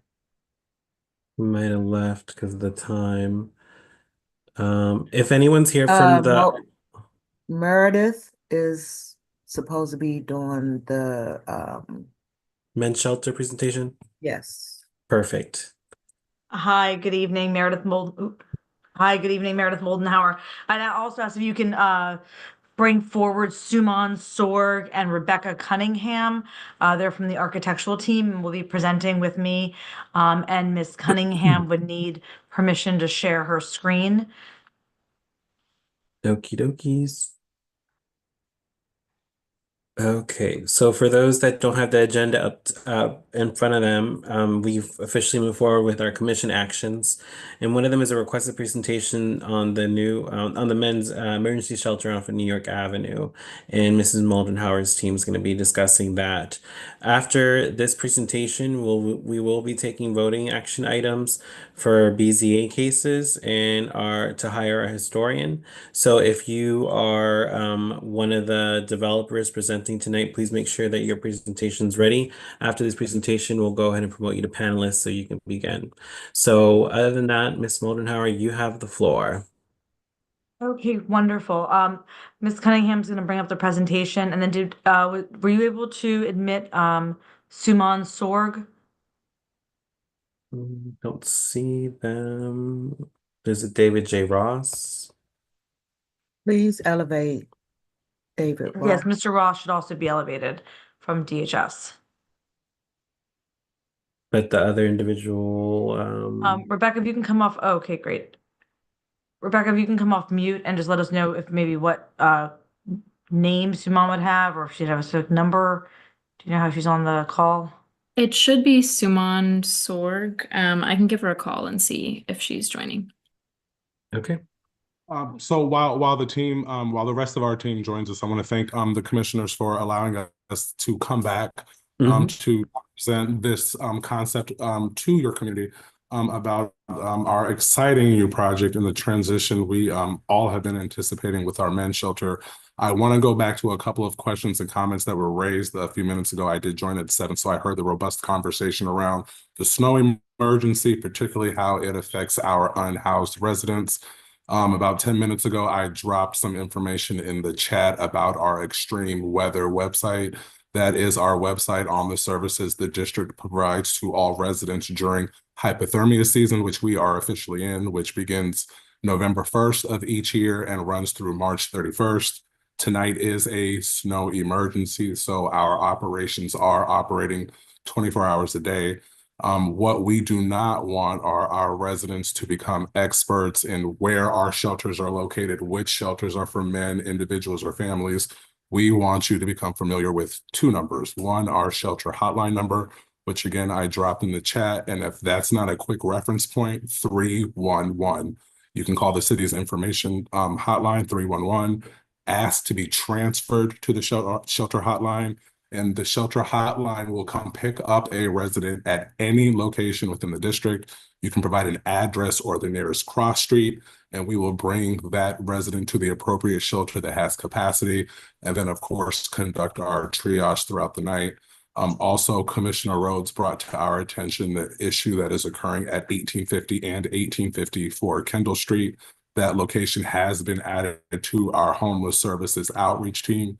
And then we are on standby to hear more from Commissioner Rhodes on how we can support her and her residents in the single member district. So thank you for this encouraging conversation about how we support our homeless residents. And Meredith, if you and your team are ready, I will punt it back to you, my friend. Thank you so much. So I'm going to introduce Suman Sorg, and Rebecca's going to turn on the presentation, and we're going to walk through a visual description of the presentation and then the zoning, and look forward to answering any questions that the commission may have. Ms. Sorg? Thank you, Meredith, and thank you, board members, for your time. We are excited to introduce this very important project that will go into the Ivy City neighborhood. I'll make it very brief because I know everybody's running late, and then so that we have enough time left for questions and answers. This is an introduction, so I'll go on the main highlights first. Next. So this is a new facility that's going to be on New York Avenue at 1201 New York Avenue Northeast. It'll be approximately a 400-bed men's shelter, and it'll have five distinct programs for working and employment initiatives for the seniors and medically frail, respite clients. It'll have a health clinic, and it also have low barrier services, which means anyone in need of shelter will be allowed in, and also a daytime service center. In the space areas that'll go into the building are dormitories and wraparound support service spaces like dining, educational spaces, and multi-purpose room, which can be repurposed for approximately 100+ bed hypothermia area on top of the 400-bed permanent dormitory space. The building will be sustainable. It'll meet the net zero requirements of the district, and it'll also achieve LEED Gold certification. The client's goal in this project was very important for us to understand. They wanted a residential building. They didn't want anything looking institutional, no more than 4 to 6 stories. And they wanted a separate entrance for the general public and for the work program. So essentially 2 different wings. And they didn't want a direct entry off of New York Avenue. So the entrances are off of the side street. They wanted a separate welcome center, which will be where people can queue indoors and have coffee and warm up while they're being intaken into the facility. They didn't want large dormitory spaces. They didn't no more than 8 or 10 beds per dorm, and also no more than 50 beds per floor. And they wanted ample outdoor space for both communal get-together, but also per dormitory, and parking for at least 40 or 50 cars on site. Next.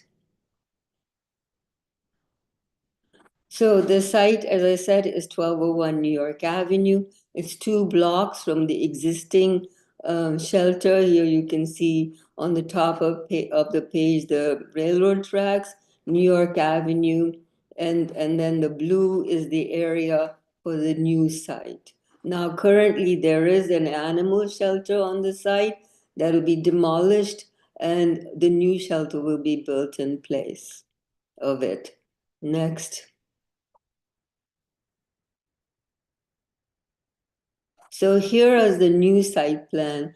So on the corner of New York and Fairmont is a small building that will serve as the welcome center. This will be the main entrance into the facility. It'll have queuing and intake facilities. And then by a covered walkway, you'll be connecting to the main shelter.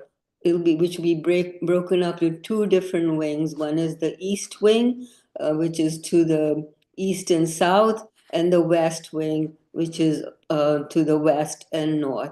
On the top of the page is New York Avenue, and the entrance, as I said earlier, is off of Fairview Avenue here, and then another entrance for work program off of the Mount Olivet Byway.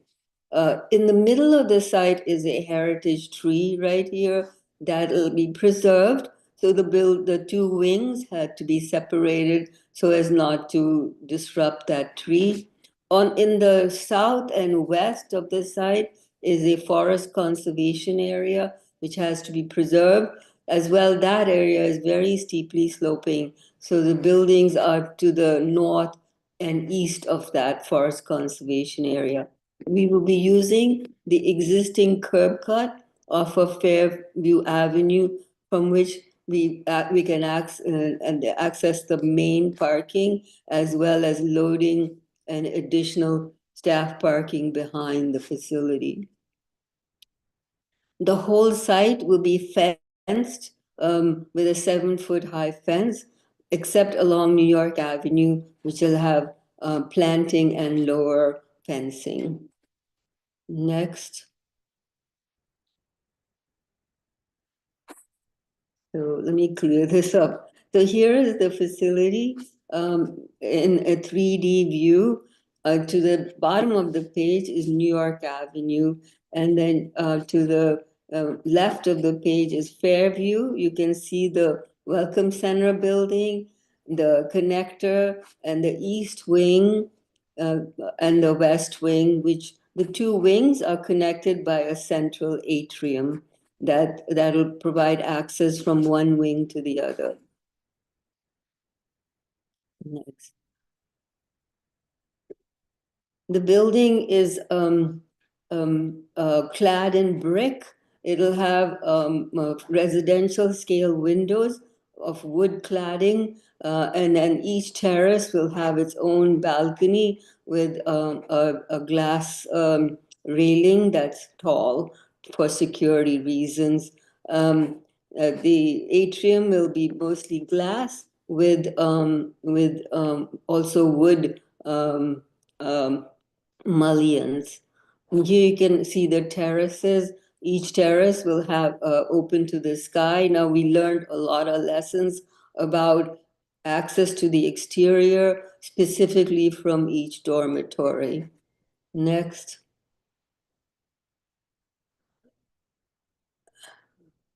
Here is an up close of the heritage tree and the atrium beyond, and then the two wings on either side. As I explained before, the wood treatment will give it a very residential feel, as well as the brick. Next. Here you can see the entrance for the work program on the west wing. You will have terraces, as we talked about, which are directly accessed from a lounge space on each level. Next. The landscaping is specially designed to accommodate stormwater management. So it's a big site, so there's a lot of bioretention, but it'll be all planted. The roofs will be all green, solar ready for both the east and west wing, as well as the welcome center. The main entrance we can will be have an entry plaza off of Fairview Avenue, which we can share with you in the next slide. So to the right is the Welcome Center entry plaza, which is off of Fairview Avenue. There'll be a plaza outside, a screen wall, and a rolling gate for cars to come in, and then the main entrance into the waiting and queuing inside. The picture in the middle is the heritage tree area, which can be directly accessed from the West Wing's multi-purpose room and can be used for passive recreation. On the left is the entrance to the work program, which will be off of Mount Olivet Street Byway. Next. So here you can see an image of what the entry plaza will look like for the Welcome Center. There'll be screen walls made of brick as well, a security booth there, the rolling gate for cars, as well as more screening along Fairview Avenue. Next. This is a view looking into the passive outdoor recreation that will be off of the atrium between the two wings. On the right, you can also see a terrace that will be part of the east wing that opens off of the dining room.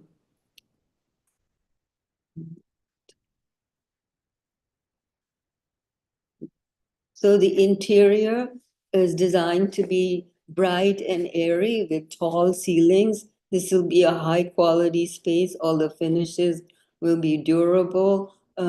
We are using an atrium ramp because we've learned from other shelters that are multi-story that elevators don't really work well for this population. So all the main spaces like the multipurpose room and training facilities will be accessed via ramp in the atrium. To the left is the 10-bed dormitory we talked about. To the right will be an open multipurpose room that can be rearranged with beds for hypothermia. And to the left, you can see the dining room with a glass wall that will open onto an outdoor terrace. Next.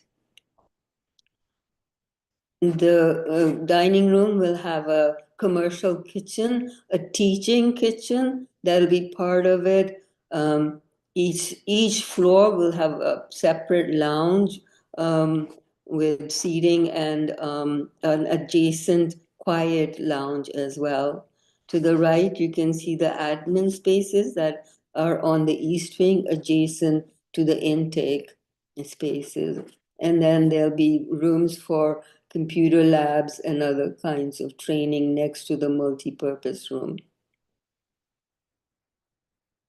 So that's our introduction. Now there's a lot of zoning issues involved with it, and I'll let Meredith talk about that. Thanks so much, Suman. Great. So Just it's a just friendly reminder, we're pressed on time. We've gone over the 8 minutes allocated for the presentation, so we have a few minutes for questions. So just FYI, if you want to wrap up, so we can get to questions. absolutely. So this pretty much just says that we're complying as to the design requirements based on the PUD. Next slide. Overall, just high level, this application is going through a PUD application through the Zoning Commission. Right now, the site is zoned RF1. We are looking to go to an MU9 zone. As you could see from the prior slide, we are not building out at all to the max capacity of that MU9, but MU9 is a zone in which a shelter is permitted by right and will allow for the different uses and requirements of the site. We also believe that obviously in regards to the design requirements that the project is consistent with the comprehensive plan, the flume, the New York Avenue framework, and the Ivy City small area plan, and look forward to continuing the engagement. This is our first presentation where we've actually been able to kind of present the plan. So just making sure we file the application. We are looking for set down from the Zoning Commission potentially sometime maybe next month, but that means that we're not going to have a hearing until June. So it gives us plenty of time to come back to the ANC and to engage the community in this process and to answer any questions that you might have. So with that, I am trying to be respectful of your time and know that we will continue this engagement and discussion. Okay, Commissioner Rhodes, this is your single member district, so I'll let you take the lead on any questions or comments that you might have. I know I have a few. If commissioners have questions, feel free to use the raise your hand function, and any residents, please drop them in the Q&A. Oh, thanks. Suman, that was a beautiful plan for the men's shelter. I'm just hoping that we can do the same and do one for a women's shelter. That's one thing that I wanted to mention. Also, the community benefits agreement. If we can talk about that before you come back to the commission, as far as what that entails, that'd be great. And think that's it for me. We'll keep in touch, but I think that's it for me for right now. Thank you Okay, so much. thank you, Commissioner. Ms. Moldenhauer, I see a question for Commissioner Robin, but I had a quick one. You mentioned that you guys are not developing this to reach the max occupancy that you can do. Is there a reason why that's not the case? Not the max occupancy. We are satisfying the maximum need for the site. But if you, in regards like the permitted overall height, we're not obviously, building this out to the permitted max height. We're not going to the max FAR. So you can see, it's a very large site, as Suman indicated, in both based on DHS's and DGS's goals. We're trying to provide a lot of outdoor space, a lot of opportunity for light and air to get to these locations, trying to also provide, not having large groupings of individuals and residents in the facility. So that's what I was just trying to identify, that while we are, looking for an MU9, we're not obviously, maxing out the height in the FAR that would be permitted there. Is that is this design pretty much what was there an understanding to potentially mitigate some of the concerns that we have with the men's shelter already there off of New York Avenue in terms of the design? Like you're saying, a lot of extra green space and it looks very nice. So I'm curious if that was taken into account to make these decisions. Mr. Ross, I definitely can answer that. Thank you. Okay. Thank you, Commissioner. That's a great question. And this falls in line with the strategy Mayor Bowser really enacted several years ago with the closure of DC General and how we saw the development of short-term family housing sites. We are focusing that same attention on our singles operation. So we're trying to move away from filling into spaces and creating shelters and really going into spaces and building what we want and what we've seen actually help move men forward. And getting to Commissioner Rhodes' point, we do have a plan for the Harriet Tubman Shelter, which is currently next to DC Jail. That is on the list for redevelopment and transition. So we're trying to bring that same spirit of dignity to our singles operation. Great question. Thank you. Thank you. And the plans look beautiful, by the way. They look really good. Commissioner Roblin? Yeah, it looks gorgeous. Are men allowed to be there 24 hours, or like most shelters, do they have to leave in the morning and only come back at night? And what are the like hours, like how many days in a row can they stay there? Great questions. Those all change per program. And again, during hypothermia season, like right now, we are in 24-hour, 7 operations. For facilities and programs that do ask that residents leave in the morning hours, those are really to ensure that there's proper time and space to properly clean, transition, things of that nature. But to provide that added support to our unhoused residents, we have facilities known as day services centers. So there's a day services center in New York Avenue, Adams Place, 801 Men's E-Shelter. All that information can be found in the extreme weather link I shared in the chat. And that's a location where our unhoused residents can go take a shower, wash clothes, get a meal, and connect with other services provided by city or our nonprofit partners. Great, because I don't think that's well known among the homeless community. I really don't. I mean, so many homeless people that I talk to are like, well, I got raped in the shelter. I got my stuff stolen. It's dirty. It smells. I'm not going there. That's the typical story. It's like everywhere. So I really hope this will remain as beautiful as it is, and you'll make sure that things like rape can't happen. So, ma'am, I personally can't do that. I can't guarantee anything will happen in this world. What I can ensure that this team is aware that we have an unusual incident reporting process that goes directly to a team of investigators in our agency, which is separate from our program team. So if anyone becomes aware of any incident like that happening in our shelter, I would ask that you do not send me an email. You use that mechanism to lodge an actual complaint that goes to investigators. Going back to sort of our transition to the facility partners are here to support us with, that's the intent. The reality is I work in the Department of Human Services, and the first time I went into New York Avenue Men's Shelter, I felt like, get me out, right? And before we can expect people to change and trust us to help walk them on a path in a vulnerable space, their environment has to be one of and a lot of the issues you spoke about that you've heard about. And so that's why we're here with our partners. This is not the first time we've come to the community to talk about this plan and how our hope is to create a more dignified space for our unhoused residents. And as Meredith shared, you will continue to see us for the next several months, because we want to make sure we are locked in step with this community. And we believe that a lot of the issues that the community has had to endure in the past few months since that area where our men's shelter always was, but we saw this great redevelopment around it. And we understood that's probably the best space for all folks concerned. And so Yeah. when this opportunity came for the animal shelter to realize some logistical things for them and transition to a new space, we took the opportunity to see if this would alleviate some pressures in that corridor and create an opportunity for us to change the space in which we ask residents to trust us in. So we hear you, we thank you, and we will continue to engage you to figure out how we can. Yeah. I mean, I was just saying, I hope precautions are going to be in place there to prevent that. And I honestly, I don't think most homeless people would report it, but you know. As long as the mechanisms are there, that's all we can ask for. Commissioner Rhodes, final comment or question?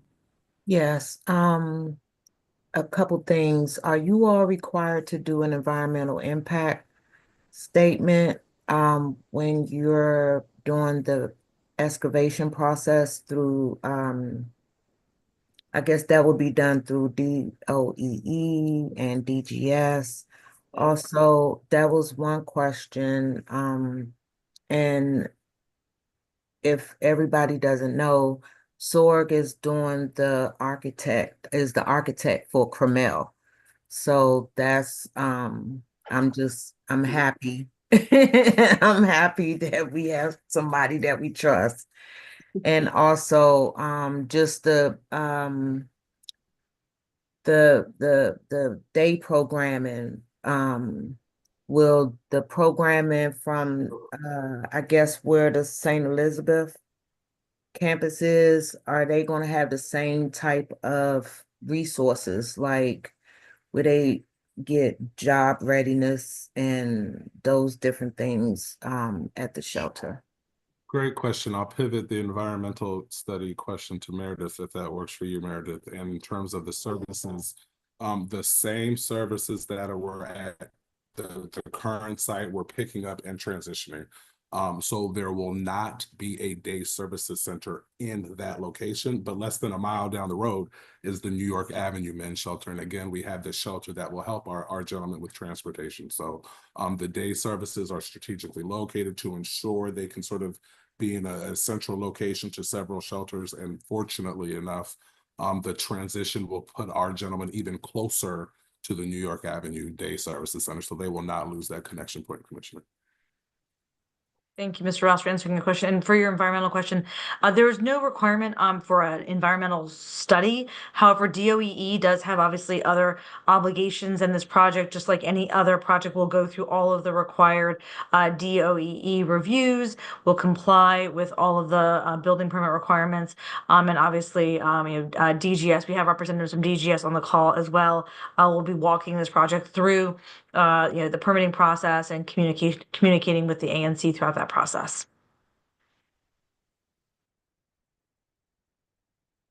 Perfect. Well, thank you so much, y'all, for joining us tonight. I think this is a great presentation. Can we get the PowerPoint presentation emailed to us so we can share with the public? Yes, you'll do that. They'll provide that Perfect. via email. Perfect. Thank you so much. If you could just drop before you leave tonight's meeting, you drop your contact information just in case anyone has any other direct questions. So we really appreciate it. If not, we look forward to seeing you again and seeing where this project goes. Thank you, Commissioners. Have a great evening. Stay safe and warm. Yes, igualmente. Be safe. Okay.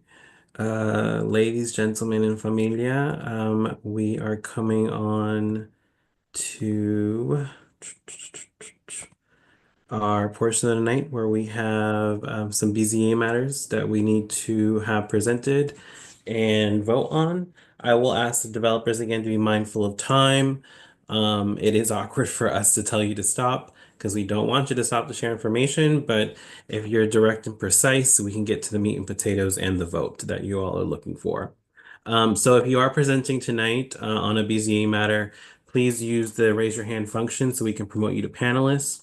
And we'll go ahead and start with these projects before we end the night with 2 items left for voting actions. Last of Andy, can you promote these folks to panelists? I have the first BZA matter is BZA case 21226. That is 1206 Staple Street Northeast. I do see Miss Drain here.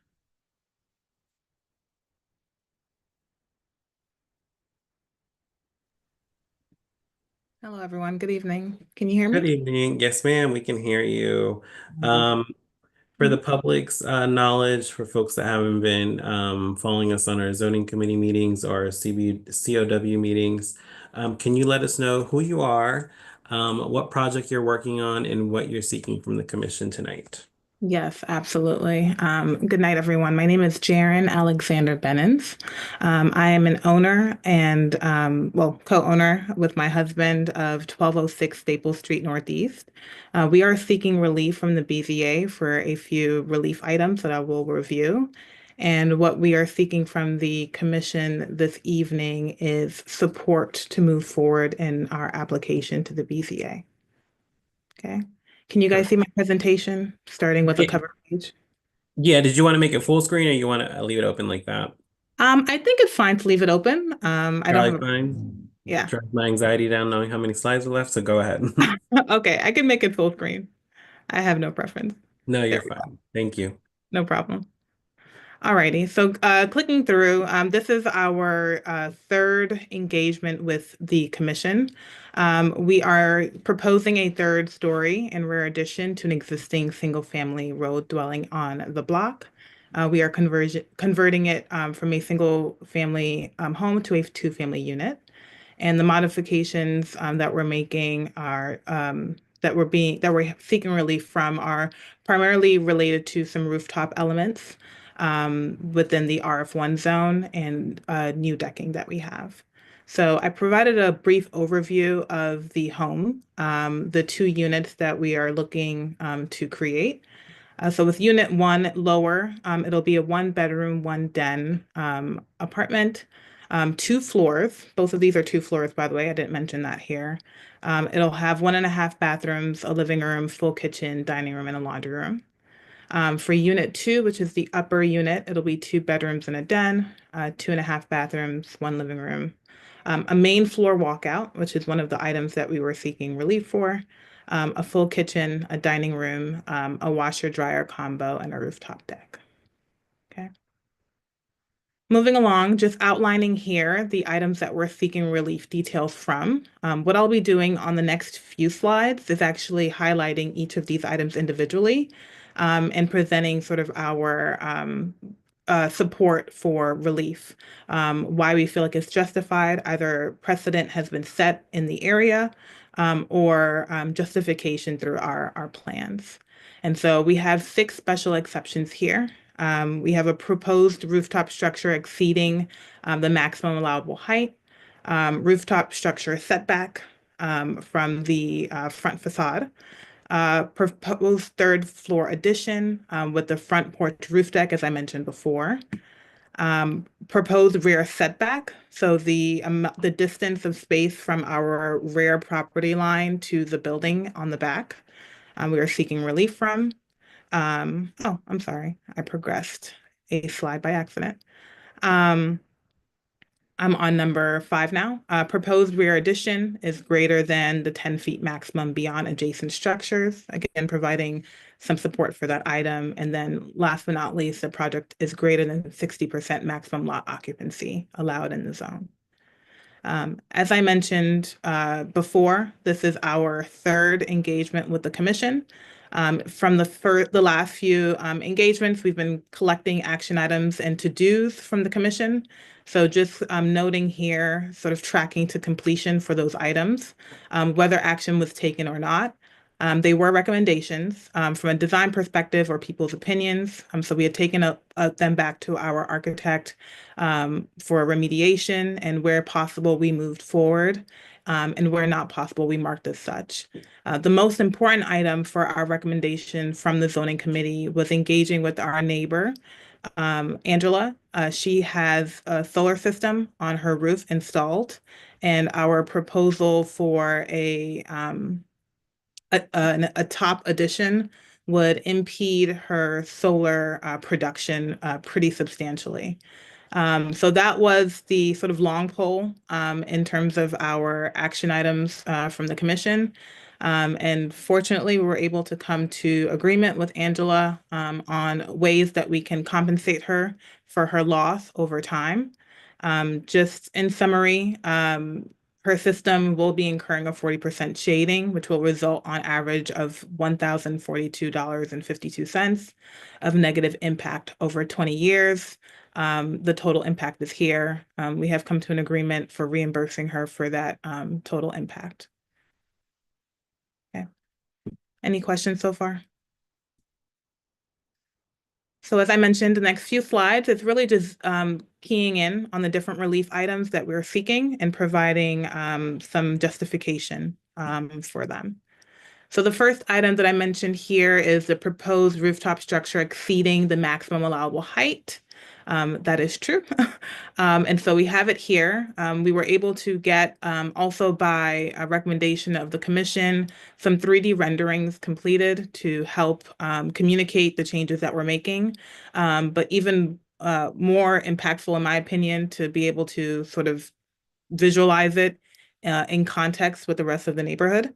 And so you can see here, we do have our main precedent setter, which is, I'm sorry, I clicked a little too fast, which is 1200 Staple Street. You'll see them referenced in a few of our slides. Just giving, I did a crop here to kind of have the houses appear closer together than they actually are, just so that we can see sort of the impact visually of the overage in our building height. So this is calculated here. Moving along to the next exception. So this has to do with the rooftop setback. So it's essentially the amount of space between the front facade of the building and the beginning of the rooftop deck. So again, for 1200 Staples, using them as an example, you can see that they have a pretty minimum setback from their facade to their railing. Another example, 1117 Staples has a setback as well. And I've highlighted here in our plans what we are proposing for our setback to be. Seeking relief here, the setback would be 5 feet from the dormer facade to the beginning of the rooftop deck for Unit 2.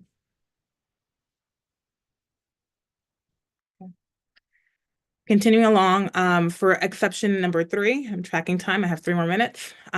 This is for the front porch deck, not complying with the rooftop architectural elements. I had many, many, many examples in the area of other people who have done these decks. And so we're just providing precedent in support for our claim for relief. And then I also just added here a 3D rendering again, just for some visual context as to how we would imagine our work to be done.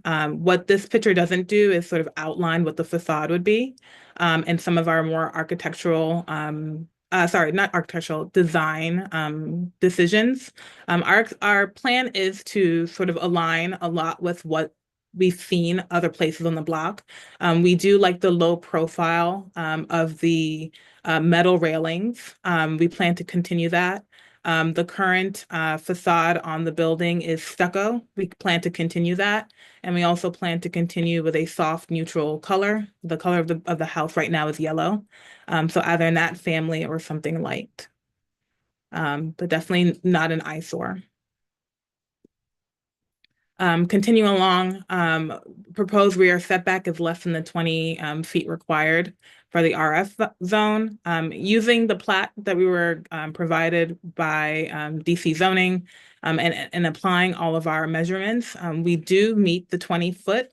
That is something that we've gone back and forth with zoning on, but again, just looking to provide relief here. One thing that we will do just to accommodate the less than 20-foot rear setback is we won't be having parking in the rear just because it might be too tight for a normal vehicle. Maybe a compact vehicle, but for now we've left that out of the plans. Continuing along, tracking myself at 1 more minute. Proposed rear addition is greater than 10 feet maximum beyond adjacent structures. That is correct. We have a 12-foot extension, but what we are showing here is that we will be aligned with the extensions of neighboring adjacent buildings. And you can see that by this sort of plat top-down view of the building. And so, yeah, that will be in alignment with all of the houses that are to the left of our home. And then last but not least, greater than 60% maximum lot occupancy. We are at 65.5%, and we're seeking relief for that. So that's an overview of the items that we're seeking and our supporting documents for them. That's all I have. Thank you. Perfect. Thank you so much. Commissioner Roblin, this is in your single member district. Did you want to start off with any questions or comments? Yeah, I'd like to ask commissioners to support the project. We had a long, extremely stressful, extremely difficult process of coming to an agreement between Angela Michelle, who lives next door, right next door, and the houses are attached at 1208, and the Alexander Bennons. The building would block about 40% of Angela's solar capacity. Just to give a little history understanding for people, DC regulations subtitle E section 204.3 says that in a RF1 zone, you cannot build in a way that adversely affects a neighbor's solar system unless it's by a very, very small amount, unless you have a contract compensating them for it. So finally, at the last minute, the Alexander Bennons and Angela Michelle came together and made an agreement. So I do believe that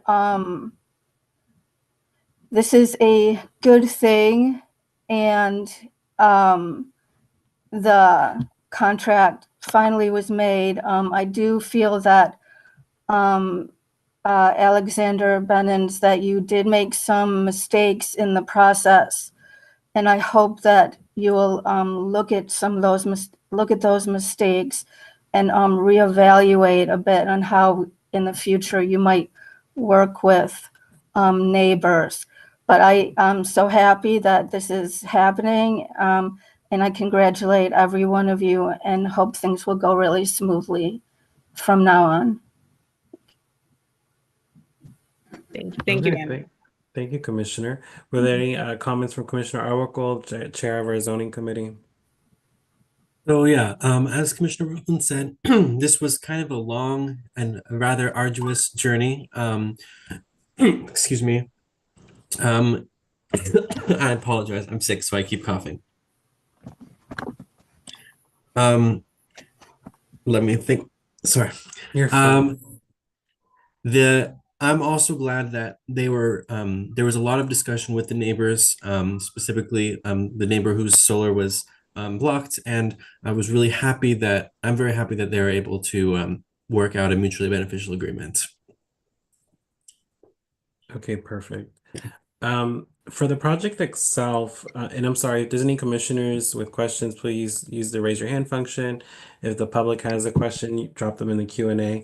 For the project itself, on the front facade, is it one of these situations where the pop-up is very obvious? I know you shared a photo earlier, but I know that's always a neighborhood concern. Like, is it marrying on the block? I guess that's my general question.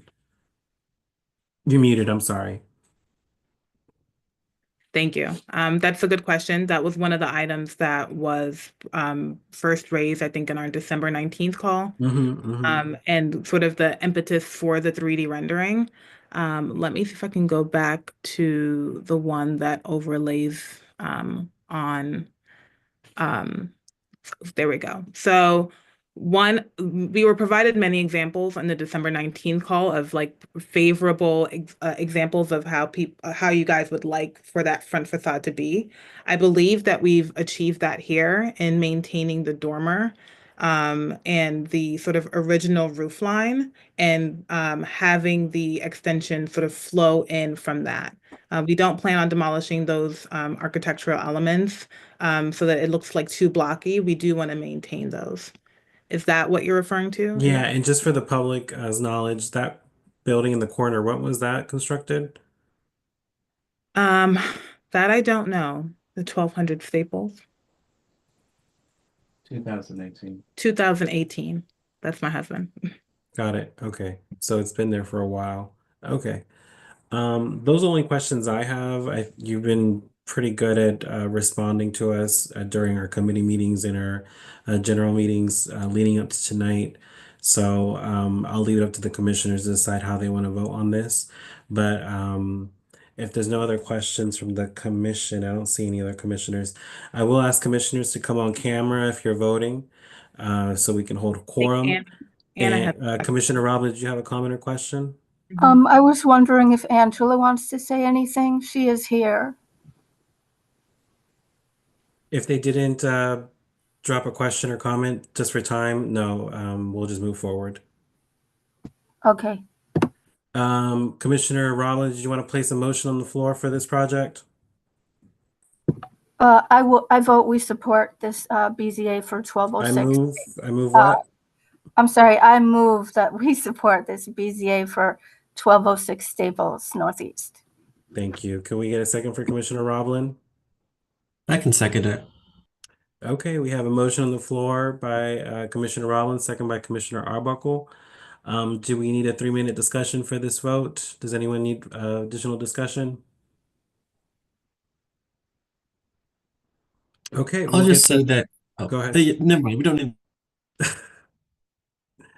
You already said something. Go ahead.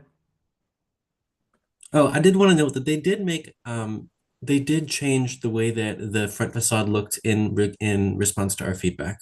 So I did like that. Perfect. Okay, with no other questions or comments or discussion, we'll do the roll call vote for the final number and then we'll go ahead and move that way. So 5D01, Yes. 5D02. What was that, Commissioner?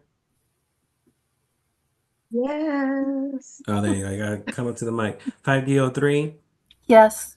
5D04 is vacant. 5D05 is a yes for me. 5D06, Yes.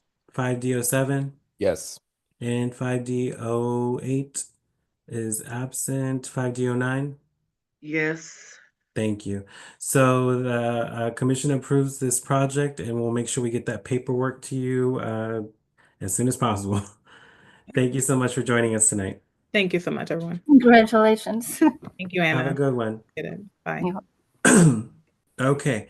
Do we have the folks here tonight for BZ matter 21220 Moore Street Northeast? Andy, if you can elevate them. Also, do we have folks here presenting tonight on behalf of 1220 Mount Olivet Road? Great. We'll also promote y'all to panelists so we get y'all situated. Mr. Kearley, you're here presenting on behalf of BZA project 21220 at 1154 Moore Street Northeast. Whenever you're ready, sir. Yes, I'm here. Thanks. And just is Alper, are you here?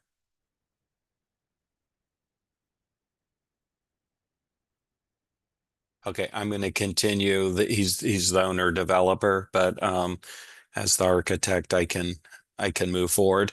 I'm going to share my screen.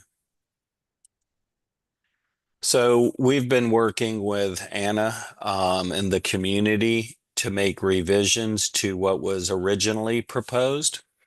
And I will move forward with explaining those changes. This is at 1154 Moore Street, which is right here, and you can see it in the bigger picture here. Just to summarize the relief we're seeking, there's in the revised drawings, there's 2 items of relief. One is a special exception for having 3 units. You have a matter of right of 2 units in a RF1 zone district. If you're over the 900-foot rule, which means 900 square feet per unit, then BZA typically gives you a special exception. Our lot is 2878, which is over 2,700 square feet, which would align with the BZA regulations and the zoning regulations of having the 3rd unit. And then the other item relief we're asking for is a rear addition that extends 10 feet past the 10-foot rule for rear extensions. And just to talk about that, we have the neighbor's support at 1156 on that, which is the adjacent property. The owners at 1152, I think no one has been able to get a hold of them. I think Anna and the community and the ANC has tried multiple times, and our group has tried multiple times to get a hold of the folks at 1152, and we have been unsuccessful, and I think the ANC has been successful. So we do have a letter of support from the folks at 1156, the immediate neighbors. This is the property we're looking at, the front and the rear. Existing site plan. These are existing floor plans. I'm going to move through those quickly unless there's comments. Here is the new site plan. So one of the major moves we made on this was to eliminate the accessory structure. So that has been eliminated with this. And we have extended the addition an additional 4 feet. It was 16 feet. Now we're at 20 feet. So we're asking for 10 feet of relief.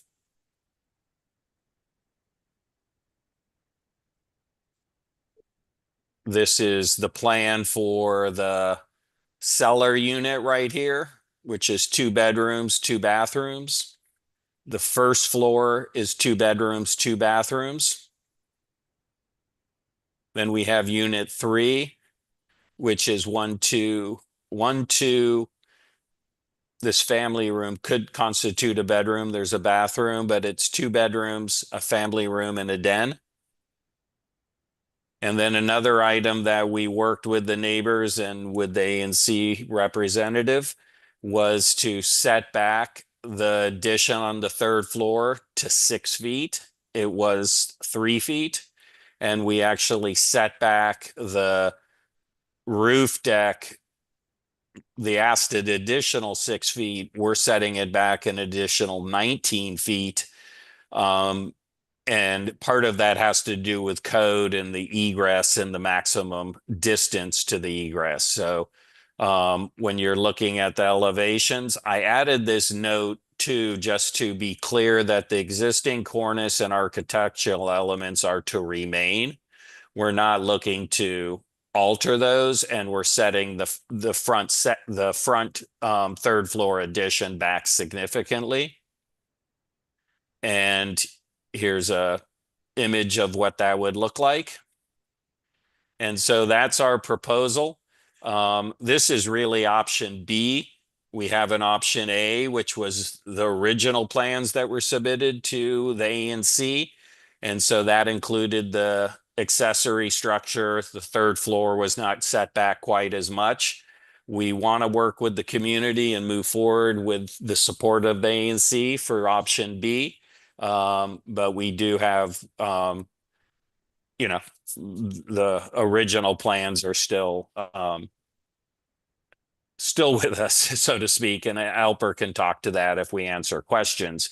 So I'm glad to answer any questions from any of the ANC commissioners. Thank you for your time.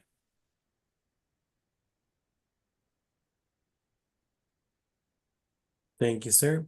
Commissioner Roblin, this again is in your single member district. Did you want to have any questions or comments on the project? Yes, definitely. Again, everybody, I'm asking commissioners to support this development.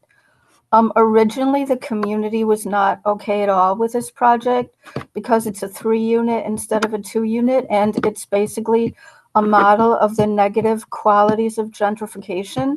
Also, because the accessory unit in the back and some of its other qualities were not okay with neighbors in 1156. There was also a major issue of 1152's garage being on 1154's property. Mr. Kearley and Mr. Albert presented at our January cow meeting, and I gave them a list of changes that would be best for neighbors and would likely win neighbor support.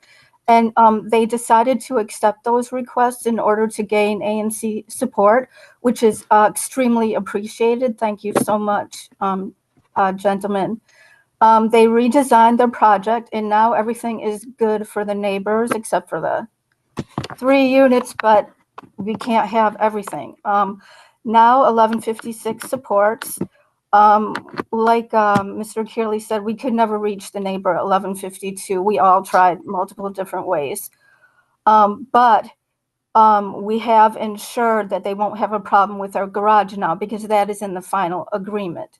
That's right, isn't it, Mr. Kearley? That is in the final agreement. They will always have access to their garage. Yeah, you can see in the site plan here, this is the fence line right here that we're proposing. And so this would allow the neighbor at 1152 the continued use of their garage. It's a 2-car garage. You can see they've actually encroached on the property of the developer, but I don't think there's we want to be a good neighbor. And so the plans that we're presenting to ANC will show this. We're actually carving in, this is not carving into our property, but because it's actually is our property, but we're creating an area for trash, which I think everyone can appreciate, because when you drive down the alleys in a lot of these areas, you see trash cans just lying around the alley because they're in public space. And so we're creating an area on the property for that, but there is access to the garage at 1152. That's so great. Yeah, so there is no legal threat to 1152 with the garage issue. So I believe that, because Mr. Kearley and Mr. Alper made all of the changes that we requested, and now both next door neighbors are not at risk and both are satisfied. That's why I'm asking you to support. I believe we are basically corralled into accepting 3 units because from what I know of the BZA, I'm totally sure that they will support the project. That's because their policy seems to be that they will basically never oppose a project, seems to me to be, unless something in it is illegal or very unsafe. They never seem to oppose based on gentrification issues like price or 3 units instead of 2. I think it's obvious, in my opinion, that they should, but they don't. They don't ever seem to me. And neither does the Office of Planning, who can also stop a project if they oppose it. What Mr. Albert and Kearley would do if we oppose says to me also that we definitely should support. If we vote to oppose this project, they've said they will do one of the 2 following things. Let me read their exact words here. Option 1, without the ANC support, they'll revert back to the original plans 100%.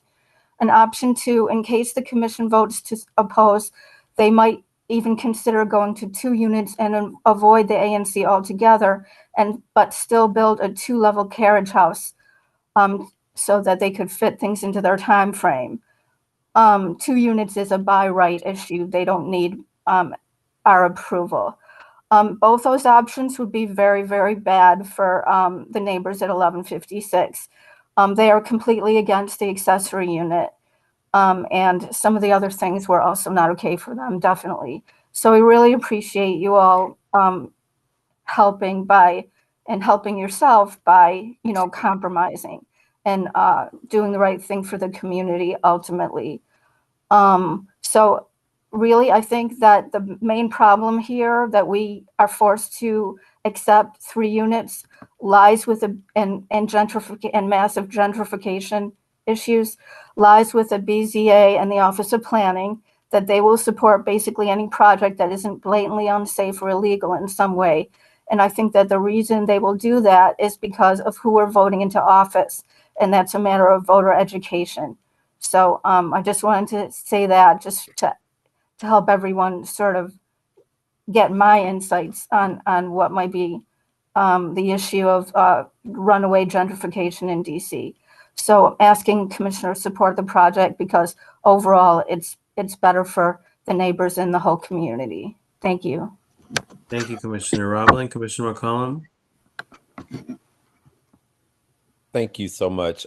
Thank you for being here. I appreciate it. So I was prepared to like support this, and then I just heard I just heard a couple of things that I just want to get some clarity on. First, I wanted to know, I'm trying to look at this the plan that you have here, and I just want to make sure I understand that 1152 Moore Street, where I'm seeing the dark area there that looks like it's possibly their garage. Yeah, the dark gray square. So you're saying that they are actually, You can see they're encroached on the yeah. property at 1154. So But 1154, it spans out once it gets out closer to the alley. you can see this. This is based on the plat we received from the city and our surveyor. So their garage encroaches on our property, but we're not asking them to remove that. We're allowing them to keep that and to have access to the garage. So this will not affect them adversely because we are allowing this. We're not going to fight this, right? They've had their garage, they've used the garage, and we're moving forward with having them keep that ability to use the garage. So in the plan, I mean, so is there something legally that has to be there just to, I mean, I guess the legality side of this from a standpoint of it, half of their garage is on your property or your developer's property. How would that be if there were down the road a need to remove that from the property? What would go on in this situation? Well, we have talked about having that in the bylaws of the condos, that this is to remain. The bylaws aren't done until after the project has been developed, but we're glad to have that. Alper, you can jump in anytime you want. If I'm not we'll speaking probably end up clearly. we'll probably end up giving them an easement and then add it to the bylaws for the condo so that when we have multiple owners, there is not a disagreement between each other. And you're saying this is a probably, so this is not something that is a certain. Oh, no, it is. Like when I say, like easement is given basically, like we'll give it. But at the end of the day, if we just put it into bylaw, it's a condo association discussion between the condo owners. So we want to make sure that this will be future proof also. Yeah, I think that I would want to see something before we voted on this to go that way. I mean, but if my colleague, she supports this and wants us to, but I'm just thinking down the road that if I own the neighboring property and then someone came along and I didn't just see it in writing, I think just to make it clean, we should have that. But I want to just move from that for a moment. And Commissioner Roblin stated that if the commission does not support this, it seemed like we were given two options that were going to take place if we did not support. And so I just want to know if this is like an ultimatum to the commission that either we do or die, or it kind of just seemed like if you all don't do this, then this is what we're going to do, which is going to be bad for you. I'll speak as an architect, not as an owner, that we presented once, and we made some significant concessions to the neighbors, with the understanding that if we made the concessions, we would have the support.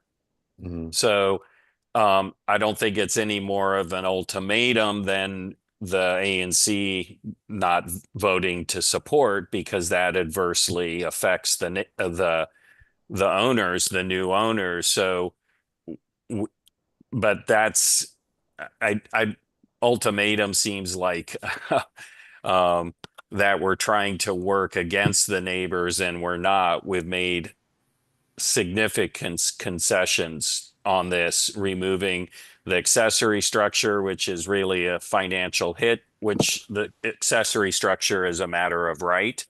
We've set back the front significantly, and the rooftop deck significantly. So we believe that we've done what's in the best interest of the media neighbors and the community at large. But if we can't get the support of the ANC, then we need to revert back to what would make this work financially. I mean, I didn't see it as an ultimatum. I saw it as a matter of fact. Like, if we don't support, this is what they'll do because it's better for them. I wouldn't Well, interpret it as I an think ultimatum. just wordplay of ultimatum, matter of fact, it's all the same. But I don't want to get into the business of if we decide that we're not going to support something, that developers will let us know, well, if you don't, this is what we're going to do. So because of that, you lost my support there.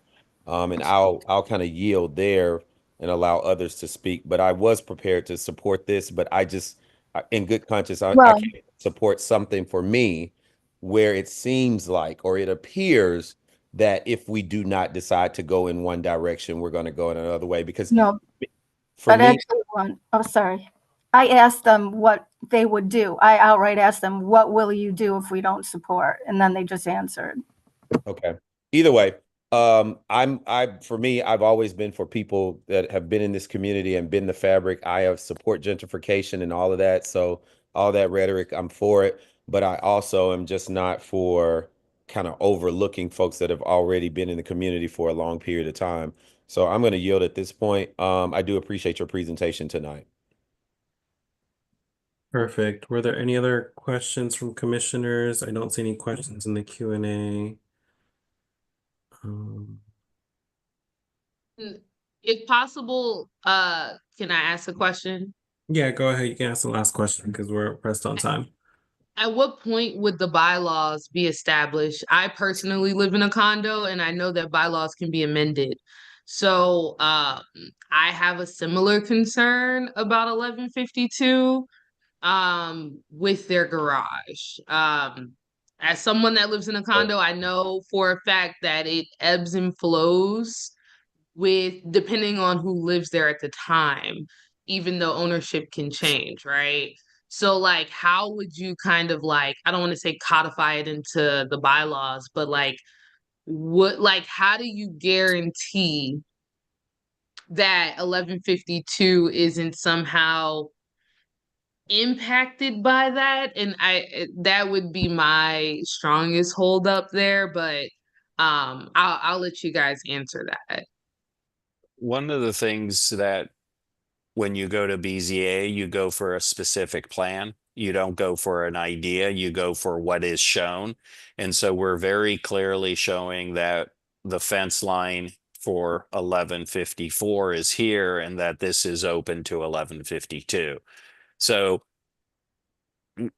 there's really not anything else that we can do at this time. That we would welcome the ANC saying that they support this with the access, which is consistent with the plans we're showing, and that the BZA would have that in their final ruling. That the understanding is that we have that they have access and continued access with an easement. So we don't have any problem with that.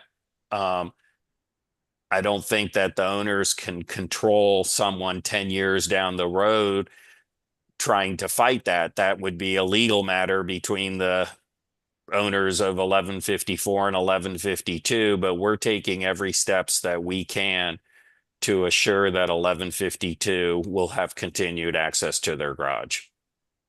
And if you have that, if you do support this and support it with the caveat that they have continued access then we're happy to have that in writing and to have that when the BZA votes on this matter, that they are approving what we are proposing, not something that would be altered.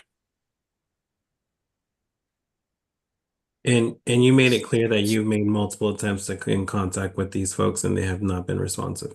Dozens, and I just Anna want to be has clear as well. clear for I the mean, public for that matter. the ANC as well, and neighbors. We have been trying for 4 months to get a hold of them, and I don't know how long Anna has tried or how many times she's tried, but she has communicated the same results that we have, that she just can't get a hold of anyone. Okay.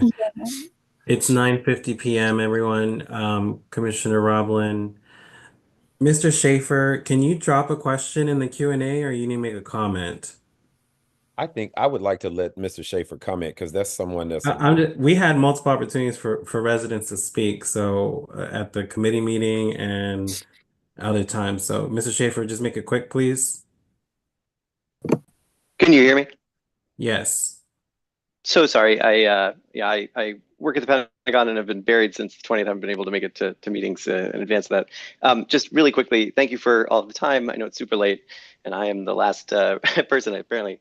Anna, thank you for your comments. I agree completely. To the other commissioner, though, I think you're picking up on a few important things.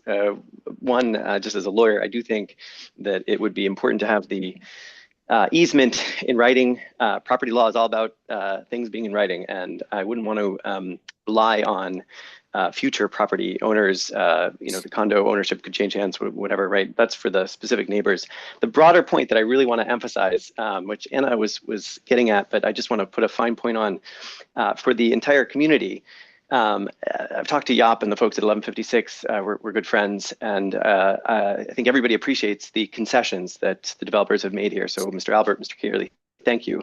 But the idea, especially in the current context, with all the things that are going on in the world right now, where you have people bullying other people from positions of relative strength, I think the idea that somehow we need to be super thankful for these concessions.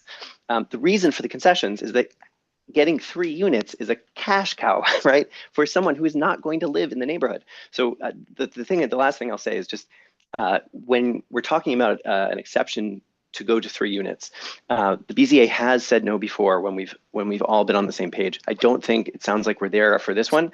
Just for all of these cases where we're talking about 3 units, though, the important thing for the community to understand is that once the BZA allows 3 units, the developers move on. It changes the fabric of the community because it means that whenever a single family home that has these deep lots that we have here in Trinidad goes up on the market, it makes financial sense for a developer to put more money towards that than they otherwise would, because they know they can get more out, much more, if it's 3 units rather than 2. That's why the concessions are financially, they make sense for these guys, right?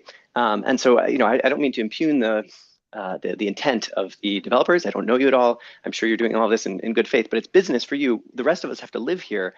And every time one of these single family homes goes from 2 as a matter of right to 3 or 4, it significantly changes the financial calculation for anybody who's looking to buy a house in Trinidad. And it means that you are not going to have the single family home dynamic anymore. And the city's not making any more stock of single family homes. So the community that we all love, the place where people were, it's not condos as much as neighbors who know each other.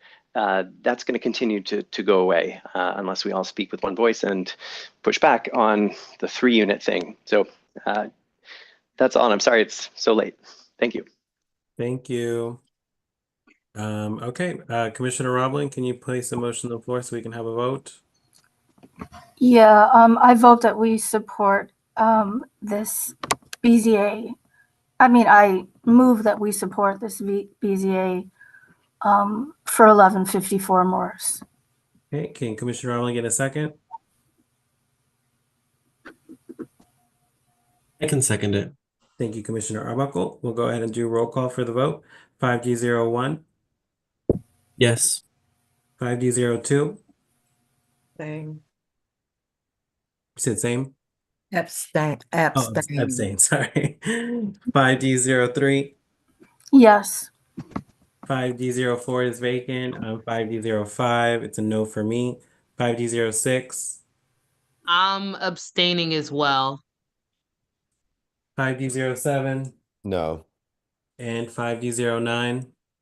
No. Okay, I think that did not pass.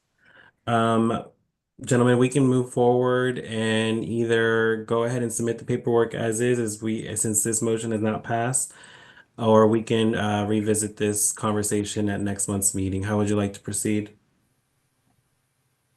I can't speak for Alper, the developer. I'm the architect. So, Well, Alper's here and he's unmuted, so he can speak for himself. okay. We'll continue with our original plans. You'll continue with the original plans. Okay, so with that being said, we do need to have a vote on the floor that we move for the project in general. If we're not in support of the project, we can place a motion on the floor that we're not in support of the project. Or is there any commissioner that would like to place it on the floor for a vote?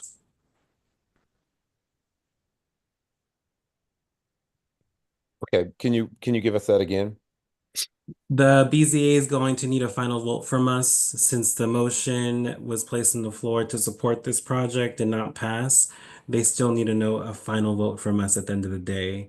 The developer said that he's going to move forward with his original project, and we can go ahead and place a motion on the floor not to support it if that's how we feel. Yeah, so I'll put a motion on the floor to not support 1154 Moore Street. Okay, there's a motion on the floor by Commissioner McClung. Can we get a second on that? Second. Second by Commissioner Rhodes. I'll just make a note why I said no to the last motion. We did bring up the question about this easement at the COW.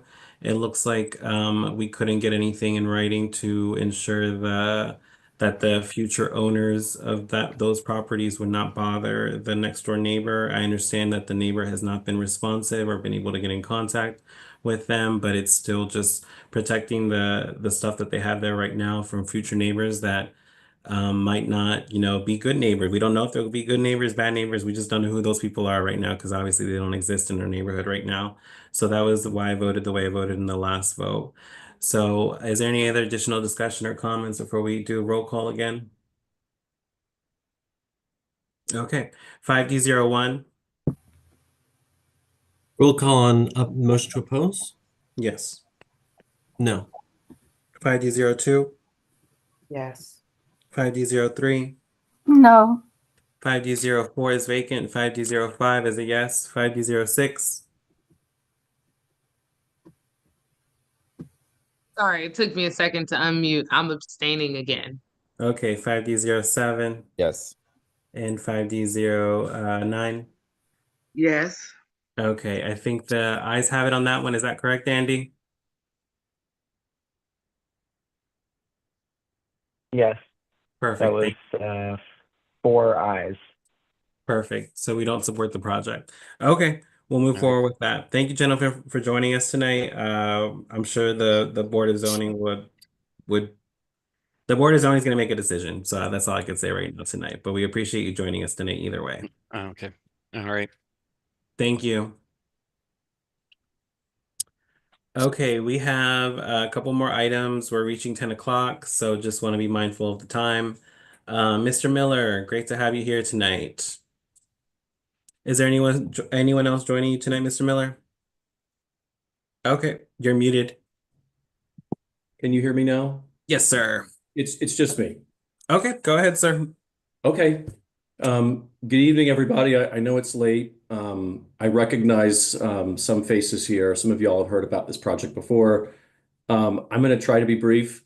Those of you who know me are going to laugh because I struggle to be brief sometimes.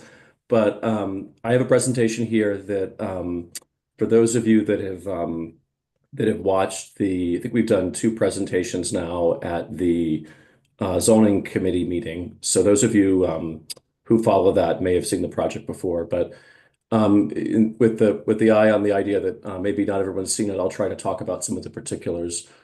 Let me get my presentation up here. Let's see if I can do that.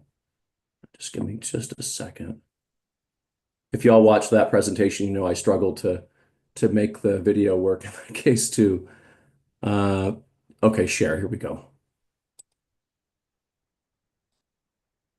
All right. Can everybody see my screen now? Yes. It looks like a PowerPoint presentation.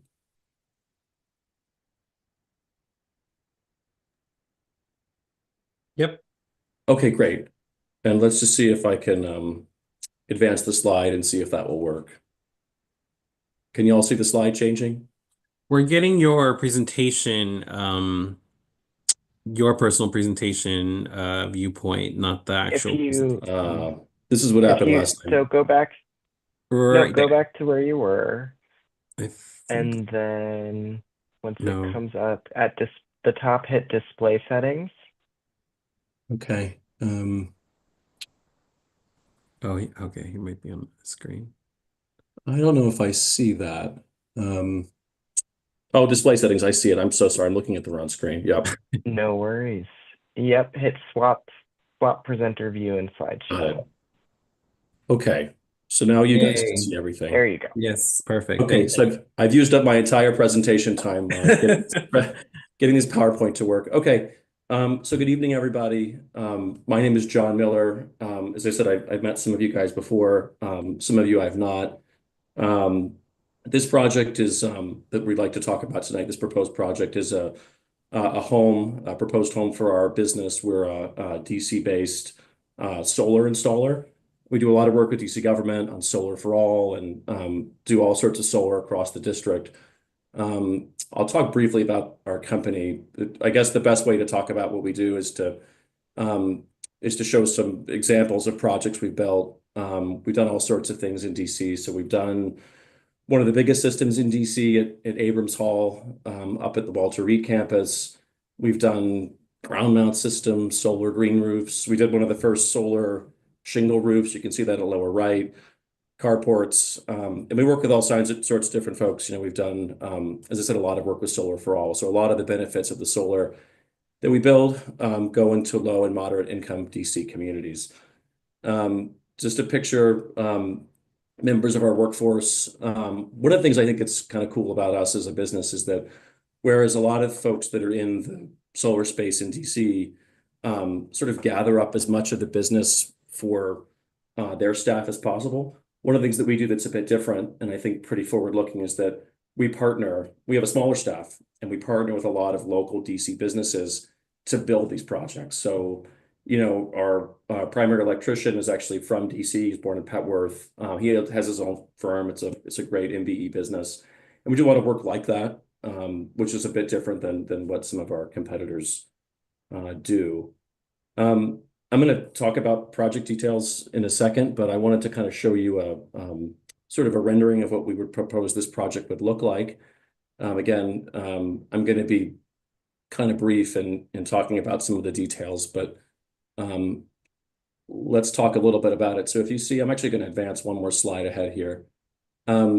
This is sort of a context picture of the site. So the property is 1220 Mount Olivet Road, Northeast. This is right between, if you know, the Ravenhook Bakery commissary. This is where they bake all of their products that are sold at farmers markets and various places across DC. There to the right, that's the east side, and to the west is Tony's Boxing Gym. And of course, if you don't know either of these businesses, you may recognize the Extra Space Storage. That's to the east, a few doors down from us. So the property is that small building you see at the left side of the screen. I think it's got a white color blind, but it's sort of a white frontage, and then there's a parking lot to the east and wrapping around that little building. The building's currently occupied by District Tree, which is a really great contractor. They do all of the street tree plantings and tree watering for District Department of Transportation. So one of the things that we believe in as a company is we believe, even though we're a solar contractor, we have some background in real estate, and we believe strongly in the idea of revitalization without displacement. So part of the the building plan for this building is for it not just to be a home for us, for our solar business, but also to house approximately 10 other small green focused businesses. And District Tree is a great candidate. We've talked to them. They want to stay on the site as part of the new building program. So we're super excited about that. Just to back up a slide, this actually is this is the little building on the site. You can see there, and they approved us showing these pictures. You can see those are tree watering bags, various pieces of equipment. What the proposed building program will do is like all of our stuff that we use to build things, that equipment, those materials would get stored on an upper level of the building. And I'll show you all a picture of what that floor plan would look like. But this space, which is really the only building on the site, would get repurposed into a lobby for the larger building. So we want to preserve this smaller structure. It'll get integrated into the building. I think that's sort of clear on this next slide. So you can sort of see there's the site and the little building, and then the larger building volume will kind of encompass the old building, and District Tree, along with us, will move on to an upper level of the building. We've done a lot of work. I know many of you have not seen us before, but we're a very bottom-up business in terms of how we build community support. So we've worked extensively with, I know the chair has met with us. It's been a while now, but we've talked about the project. We've met with Salim next door at Tony's Boxing Gym. Salim is a big fan of the project. We've worked on a lot of ways to integrate what he's doing with young people and with professional development. And also we're going to help, as part of our plan, we're going to do some community benefit stuff. We're going to help with like fencing and signage and things like that. And those are things that we're committing to. Obviously, I'm doing this orally now, but I'm happy to put that on paper. The one thing that's, I guess, different about us, and this sort of looking at my notes, it's sort of what Mr. Schaefer, one of the neighbors, talked about. We're not going to be here and then leave. We're a local business. We've been in DC. I've been a DC resident for almost 20 years. We're going to be a resident of your community, hopefully. So we're not going to run away from this. We have a strong instinct and also a incentive to be a good neighbor. Beyond Salim, we've met with Chris, who owns Ravenhook. That's Chris on the lower right. He's also supportive of the project. We've talked extensively about it. I talked to him earlier this afternoon. I don't think he's going to be here today, but he's going to write a letter in support of us when we go to the ANC. Again, I'm going very fast. I apologize. We've tried to align this plan with the local planning documents. When we spoke to the zoning committee last, there were some concerns about the efficacy and really the accomplishments or lack thereof of the Ward 5 plan. But there's a lot more interest in the Ivy City plan and how that sort of applied to goals the community sees. There's some commonalities, and we've certainly looked at both now, and we think that we're hitting a lot of those community development points. We want revitalization, but we want to promote inclusive job growth. And, we're proud to say that almost all the businesses we've talked to that are going to come into this building with us, and again, we've got room for about 10, many of them are MBE businesses. They're local businesses. They're small. They're growing. They're like us. They have more stuff for their business than they can fit in a storage unit or 2 storage units or 3 like we have, or a shed in their backyard. So it's sort of a great size between that and having a big business space. So we think it's important to promote inclusive growth and to give people places where they can grow their business and create green jobs. So that's kind of this building we're going to occupy about 15% of it. The rest will go to other community members for their use. Again, a picture of the building. I'm going to talk briefly about this. This is a landlocked lot, so only one side will actually face the street. And this is that facade. So you can see it's kind of interesting. We've tried really hard to build something that we think is attractive. The self-storage building I think is okay, but it has those fake windows on it. One of the things that the building program here does is we are activating these spaces by adding windows and small uses. The core building use is a warehouse, but we're adding things to it. We want to put a coffee shop or another community serving space in the old lobby building. We want to have these residential units on the front of it, and then we're going to propose a gathering space on the roof, which I'll talk about. Just briefly, I know people come in here and they show you grayed out images of what a project looks like. It's in black and white. I want to be really specific about what this project's going to look like. This is a solar shingle that this is our project. We built this up if you know the Walmart on Georgia Avenue, this is way up, kind of a bit of ways from here. This is actually an interesting project we built a couple years ago. And this solar shingle, this is the second time anybody ever put this into, in the US, actually. The first was the Google headquarters in California. But you can see this actually is the product that we want to put on the face of the building. So what's really neat about this is that the building's going to be net zero. Again, we're a solar company. We want to show kind of what we do, but it's really beautiful and really cool. And no one's done this. And we think it's been done, actually, I should say it's been done overseas once or twice, but we think it's an amazing application. It'll be very beautiful. We want something the community can be proud of. Just more images of that project we built. Again, that's sort of what the front of the building will look like. You can see it's a really great product. Again, I'm going quick here. I've been encouraged to go quickly since I know we don't have a ton of time. Everybody's tired. Just some floor plates of the building. So at left, you can see the ground floor. I think, there's a lot of concerns in a community like this, lots of people, lots of things going on. We've tried really hard to minimize impacts, right? We want to be a good neighbor. Again, we want the building to work well, and we want people to feel really good about what we're doing. So you'll notice trash recycling is inside the building footprint. That's lower left. You can see that. We have bike parking. We have accommodation for forklifts inside the building. We love Union Market, but right, when these buildings were built, they didn't have forklifts and they're out on the street, which is how they really need their businesses to work. But, this is something from a safety perspective that's inside the building.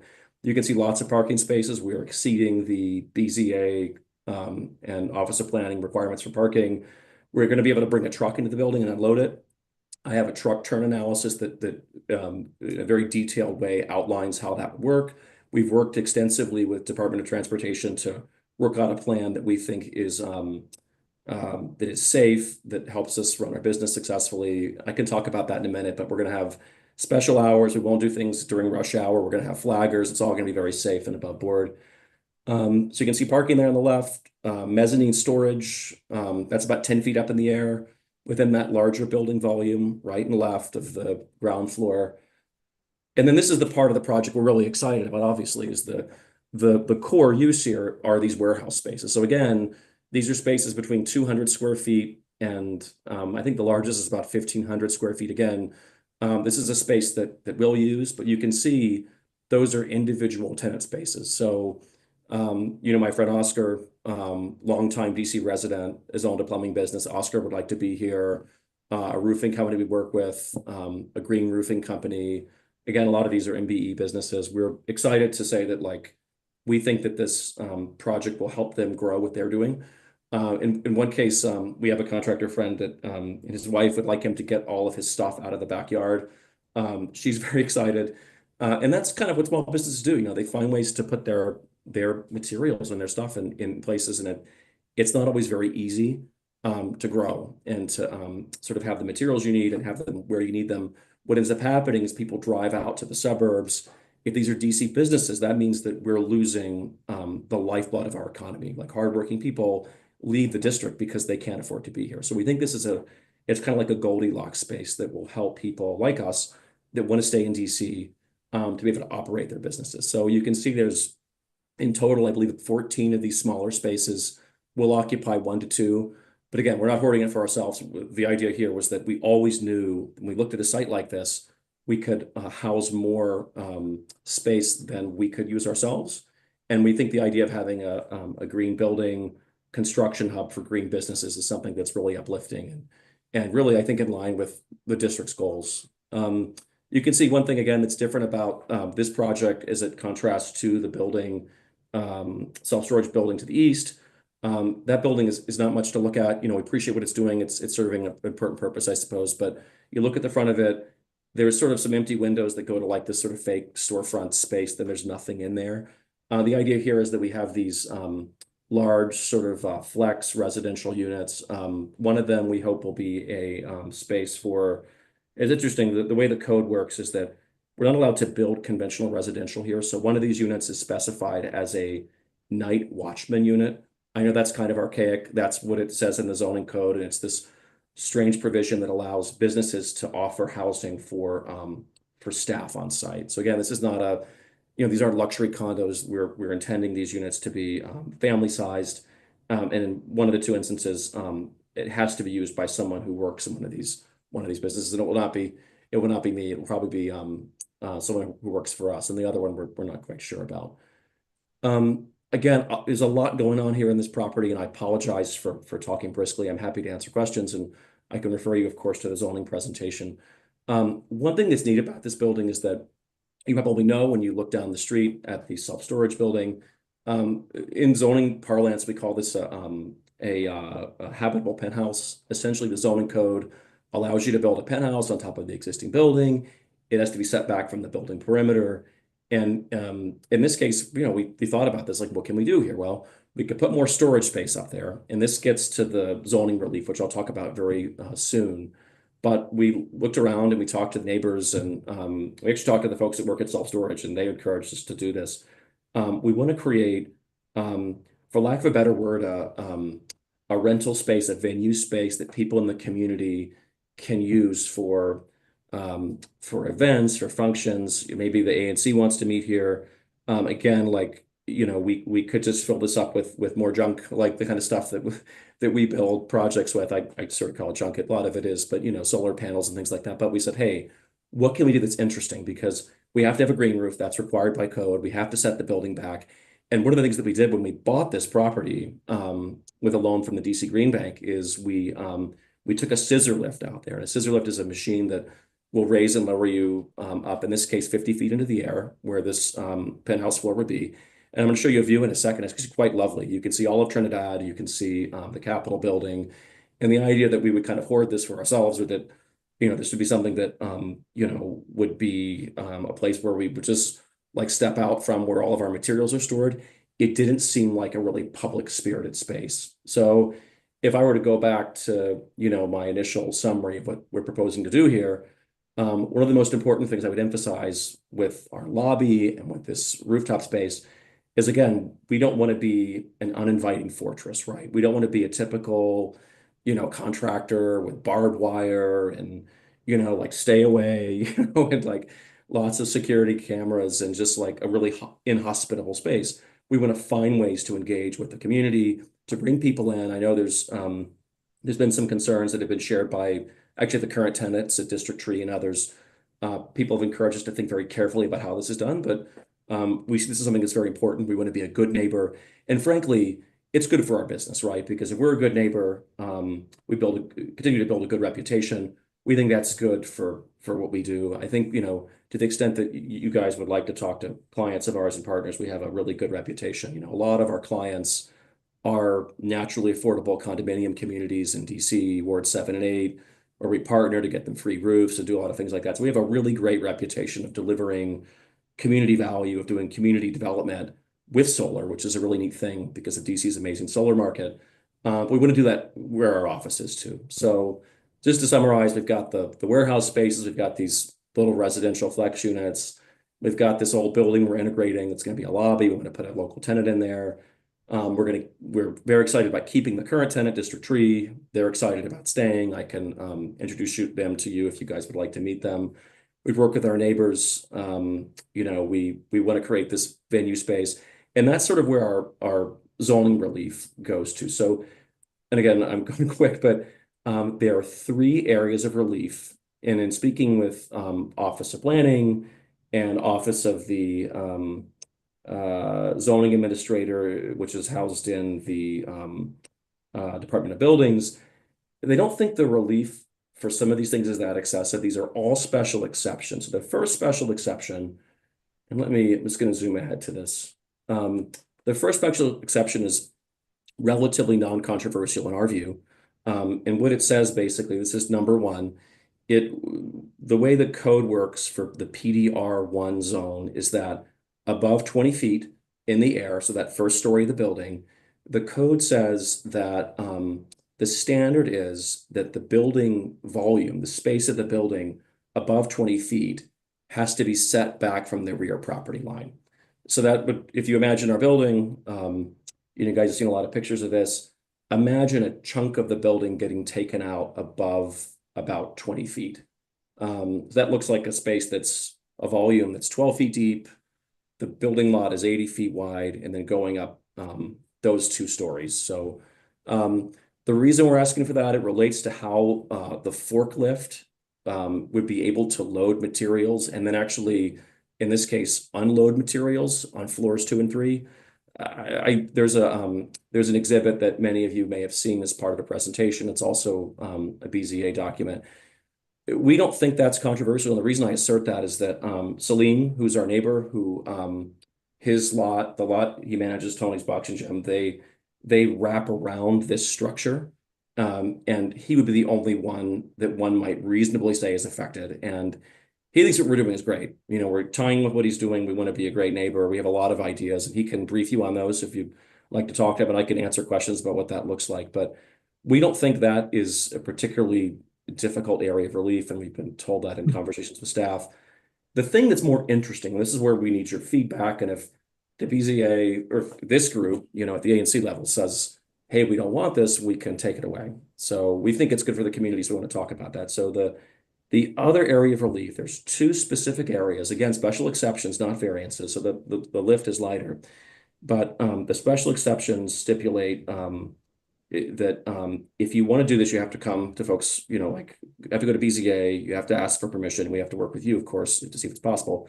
And they relate to 2 things. One, having any sort of eating or drinking establishment on the site, and then having it, in the building's penthouse, and then having the allowance for, you know, this to be a space that like is used for eating and drinking specifically. So this is the same kind of relief that someone might get for like a club or like a very potentially disruptive use. Now, we don't have residential near our site, and we don't really have a lot across the street immediately, but we don't want to have a club. That's not what this is about. This is not a backdoor effort to have a bar or some crazy venue on top of this building. We want to be able to rent the space out, probably mostly on weekends, you know, weddings, events, community events, just things like that. You know, we probably have a sliding scale for how things like that are paid, right? If the ANC wants to have a meeting, obviously that's not something that's going to cost any money, and you know, we want to again be a good community member and cover our costs. But you know, this is something that's unusual, so we're happy to stipulate hours of operation and put other limits on how this space will be used. But again, we want to do something cool, right? We could always just, we're not giving you ultimatums. Like, we want to be a good partner. Like, what we would do if we took this away is, it's not something folks wanted to do, is we put in more storage space for more stuff or an office. And that would be fine, but it just feels like a wasted opportunity. We want to do something cool here. You know, we want to have something that creates a space that's special. And, you know, I know there's a lot of spaces in Union Market, and to some extent, you know, there's things that are really neat in Trinidad and Ivy City, but I'm not sure there's something like this yet. And we think it could be a great gathering space. So, so again, just to recap, you know, we've got one special exception for rear yard setback above 20 feet. So again, a trunk out of the building would have to come out if that was not something that ANC or BZA wished to approve. And the second thing, which I think is worthy of more conversation and potentially, you know, us working with you to put some limits on it, is, you know, how that rooftop space is permitted. Does it sound like something that folks here want? If not, we can take it away, and that would be okay. That's mostly most of my presentation. I will say that I think this is important. This relates to building access. I know that Commissioner Arbuckle raised issues about this previously, and I want to be very specific in responding to his concerns, and perhaps it anticipates concerns that might come from other members. So again, we're a solar company. We get these giant pallets full of solar panels. Usually they go to a job site, and we put them up on a roof and install them. Sometimes, however, for single family homes or small projects, we bring big trucks full of lots of pallets like this to a warehouse, and this warehouse. And, you know, we want to make sure we can bring them in. We know we need to be a good neighbor. We want to have an amazing streetscape, but it's also a warehouse zone. We want to find a way to bring trucks in. So we've worked extensively with District Department of Transportation, with their public space planners. We've talked to them about this. This is what's called, the civil engineers would call this a truck turn analysis. And what this sort of shows, I apologize, this is kind of, well, it's done by engineers, it's kind of crude, but you can see here the outline of not a tractor trailer of the sort you see on the freeway, not like a huge truck, but a medium-sized truck. So this is an intermodal freight container. This is something that is about 40 feet long, and they're pulled around by a traditional tractor trailer. And we wanted to find a way to fit to make this sort of turn work. And I could go through the history of this with DDOT, but suffice it to say, we think we found a good solution. So you can see here, this shows the potential path. This has been modeled in a computer program of a truck turning into the building, and you can sort of see. I don't know how clear this is. I can send this out to folks, but um, the tree boxes. Right now, the site is all curb cut. There are no tree boxes here. There actually, I take that back. There is one small one on the east side between us and the and Ravenhook Bakery.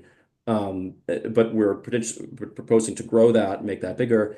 And we're also on the west side, that's the left side of your picture, planning to install a much larger tree box. And I'll sort of show you again what that looks like at the street level. But suffice it to say, I've been a resident of DC for a long time now. I know, you're all very invested in your communities.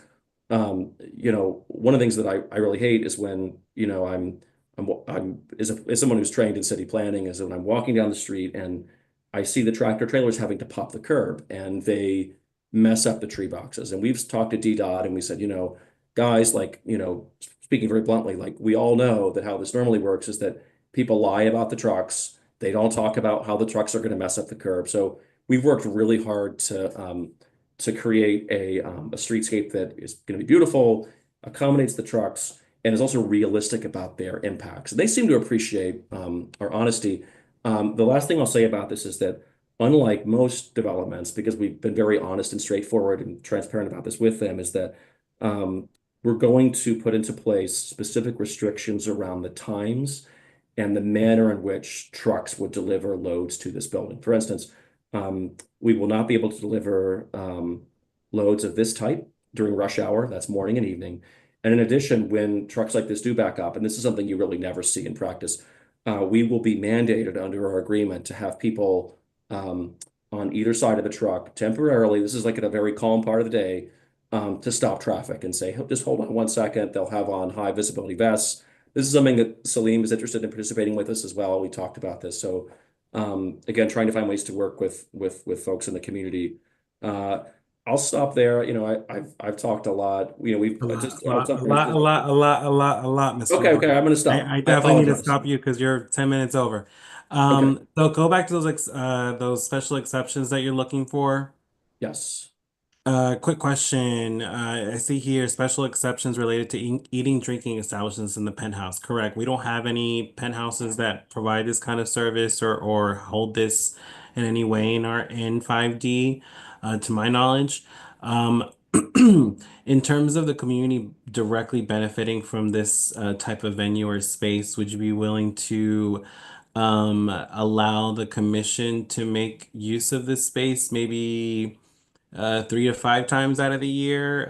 We had a special exception matter a couple months ago where they were giving us discounted rates, but we're community advocates and community members, and we don't have money like that. Even the We're ANC fully can't on even board with spend our that. money like we want to. So is that something that you're willing to do to work with us on this? Absolutely. I commit to that orally now, and I'm happy to write it down as part of the engagement with this group and with the BZA as a whole. Absolutely. And we want to find other ways to have events, and people want to do fundraisers. We want to, again, it's good for the community, it's good for our business. We're fully on board with that. Okay, perfect. Because I mean, we've spoken a lot about this project, and I know that for you to be able to name anybody by name in on that block, it shows your level of engagement. We don't usually get that from developers, so we appreciate that due diligence that you've been doing this. I mean, we've been talking for almost over a year now on this project, so you've been really working hard to not only bring a project like this to this part of Mount Olivet, but also make sure that it marries with the community, not just because you have the right to do it, but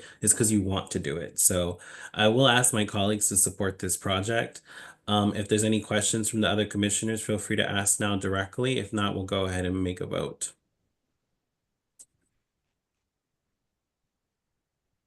Okay, with that being said, it looks like I addressed the main concerns that we wanted to touch on. I move that we support this project at 1220 Mount Olivet Road. Can I get a second on this motion? Second. Second by Commissioner Roblin. Do we need additional discussion before we take a vote? Just for clarification, Mr. Miller, we will like to see something in writing so we can definitely work on that. Remind the public when your hearing is. Yes, I apologize. I buried the lead. This is BZA case 21233. I believe our BZA date is February 26th, so it's Okay, coming so we rather have quick. plenty of time to get that in writing. Perfect. Okay, and I apologize. I've not been in to see your committee of the whole. I know there's a process, and I think I bungled that. So I'm sorry to the group. We don't want to disrespect anybody here. Oh no, but you've been thoroughly doing your due diligence. We usually don't get this much engagement efforts from folks, so we do appreciate what you've been giving us so far. Thank you. Okay, so there's a motion on the floor, second by Commissioner Roblin. We'll go ahead and do the roll call vote so we can get through this one. 5D01, Yes. 5D02, Yes. 5D03, Yes. 5D04 is vacant, 5D05 is the strong yes, 5D06. I want to say yes with the caveat. Can Yes, I go do ahead. that? Just with the For caveat the record. that we're for sure only going to use the trucks during kind of off-peak times. I do have a concern with the road changes and it being one way each way, that a truck could prohibit and stop traffic. So yes, with a caveat of like just ensuring that we're using off-peak times and it won't be during rush hour for sure. Yeah, especially not that road. Okay, perfect. 5D06 voted and 5D07, I believe Commissioner McCollum had a drop off, and 5D09. Yes. Thank you, Commissioner. Okay, Mr. Miller, you have the support from the ANC. We'll follow up with Commissioner Arbuckle and myself to hash out some of the details, and we look forward to seeing this project bloom. Thank you very much, everybody. Thank you so much, Mr. Miller. You have a good one. You too. Bye-bye. Okay, y'all, we're definitely over on time, and we're gonna keep it moving. We have two final items before we go for the night.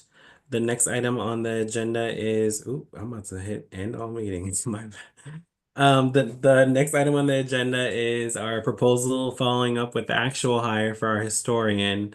If you're looking at the agenda, the actual proposal that we've approved and voted on last year is linked in the agenda. And we had two applicants apply for this position, and we interviewed both of them. Both great potential to do this project. And I hope that the commission can vote on one today. I'll ask one of the commissioners to place a motion on the floor in support of one of the applicants, and we'll go ahead and get that motion second and then open the discussion for a final vote. Are there any questions on the proposal itself of a historian before we go to the vote? Okay, folks are educated. Sounds good. With that being said, I'll open the floor to any commissioners that want to place a motion on the floor. I made it clear in previous meetings that I will not be directly voting for this hire, only because I have a direct professional relationship with one of the applicants. So for ethic purposes, I'll abstain from voting, but I'll allow anyone else to go ahead and make a motion. Commissioner Rose, you had your hand raised. Yes, I'll make the motion. Okay. I'll motion that Move. I'll move that we will hire, am I saying the right word? Hire Jeremiah Montague as the historian for the 5D Commission.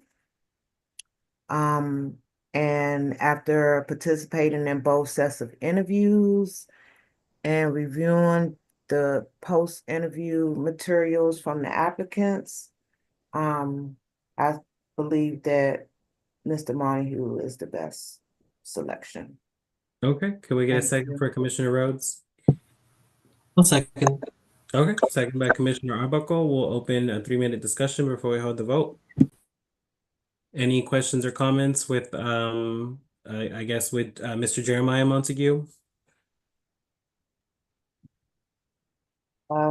I just feel like Mr. Jeremiah Montague is very knowledgeable about not only our area, but DC as a whole. So I feel like we have a good selection, a good pick for who's going to be our historian. And I will say the other applicant also did a good interview and submitted good post work, and so did Mr. Montague. So we do appreciate those applicants both applicants submitted material as we wanted to review as we were making our decision. Again, this project is hopefully an opportunity for us to not only know more about the history of this land that we call ANC 5D, but also give an opportunity for residents to connect with it just by literally getting to know the stories, the legacies, um, the small monuments that we probably walk by every day. We don't even realize what they represent or are. So I look forward to the project with whoever we do decide. I look forward to the project blooming. It's going to be a great way to connect with residents and have residents connect with each other. So it's an exciting time for 5D. Any other questions or comments before we go on to the final vote? Okay, with that being said, we'll close the discussion and we'll do a roll call. 5D01. Yeah. 5D02. Yes. 5D03. Yes. 5D04 is vacant. 5D05, I abstain. 5D06. Yes. Can you hear me? Yes. Yes. 5D07, currently absent. 5D08, currently absent. 5D09. Yes. Perfect. Thank you. The ayes have it. We'll notify Mr. Montague that we are hiring him as our ANC 5D historian. And for the record on the minutes, we'll go ahead and cut a check to them as soon as we're capable of doing it, because we still need to get those finances in order with our new bank, with our bank as new officers, and make sure that that comes out of our ANC account. Perfect. Okay, with that being said, we have one item left on the agenda, which was Commissioner Rhodes' request to be a representative for the protests and APCA matters for new dispensaries popping up in her single member district. Commissioner Rhodes, did you want to touch on that before we make a vote? Just really quick, one of the dispensaries will be right behind the new proposed men's shelter. It's going to be at the 1-8 Distillery, if anybody is familiar with the area. And the other one is going to be right across from the murals at Cromel. We are already dealing with being an overburdened community. We're fighting our community having a lot of industrial uses. And I by no means I'm against a dispensary being placed in the city. It's just we're fighting so much as it is. They uh said that the dispensary had to be within 400 feet from a daycare, a recreation center, or a school. And we do have a recreation center. It's going to be renovated starting this spring by DPR. But it's on industrial land, and they're saying that APCA said that Cromel wasn't on the map. So I don't believe that the dispensaries would do us any good. We have a lot of issues in Ivy City that we need to contend with, and the dispensaries is just not a good fit for our community. Commissioner Rhodes, when you say APCA doesn't when you say ACWA doesn't recognize Carmel on the map, is it because it's not open at this time, or That part, they just told me I would have to FOIA the map. So I'm not sure if they're I'm not sure if they're looking at an updated map or an old map, but Cromel has been there since 1911. So and just for reference, do you know how far Carmel is technically from these potential sites? I don't. I know the one at 200 Kendall is directly across the street. So from it's the definitely property, but not the actual building. So I haven't did that math yet, but okay. So we don't know if it's that 400 mark where that lies in there. I Okay. don't. Okay. So, and just for clarification purposes, your concern is not really the business, it's more the placement of the business. It's more the placement of the business. Okay. Yeah, it's more the Okay, place. just clarifying there. Mhm. Okay, well, I definitely would support you in being a representative for ANC 5D in these protest matters. I don't know if any other commissioners have questions or comments before we ask for a vote. Because just for the new commissioners and for the public, whenever a commissioner is interested in protesting a matter, whether it's a liquor license, a cannabis license, us as a commission, we have to vote on that designation to allow that commissioner to represent us in this matter. So that's why Commissioner Rhodes placed it on the agenda tonight, since there is a time frame need to be met to be able to submit protests. So with that being said, I will move that we permit Commissioner Sabrina Rhodes to represent ANC 5D in this protest with APCA. Can I get a second on this motion? Second. Second. Second by Commissioner G. Campbell. All in favor of this motion, say aye. Aye. Aye. Aye. Any opposed, say nay. And any abstentions? Okay, the ayes have it. Commissioner Rhodes, you are representing us on this matter. Feel free to reach out to me since I have a little bit of knowledge on how APCA moves, so we can definitely get to work on this together. Thank you. Perfect. Okay, ladies, gentlemen, and familia, with that being said, that is all the items that we had to go over tonight. We do hold this space for anyone that has any lingering questions or concerns with the commission that you want to address. Feel free to use the raise your hand feature and we can allow you to speak directly to make use of time. If not, I'll go ahead and adjourn tonight's meeting. Okay. Well, one, I'd like to thank our administrative assistant, Andy, for joining us 40 minutes over our regular schedule. We appreciate you still sticking with us and keeping time on me as I need it sometimes during the meeting. And with that being said, I'd like to adjourn tonight's meeting. It is 10:41 p.m. I move that we adjourn tonight's meeting and close the public meeting for ANC 5D at 10:42 p.m. Can I get a second on this motion? Second. Second by Commissioner McCray. All in favor say aye. Aye. Aye. Aye. Any opposed? Any abstentions? No abstentions because y'all were using that one a lot today. Any abstentions? No? Okay, sounds good. Y'all have a great rest of your night, whatever's left of it. Night, Stay night. safe out here in the snow and best of luck to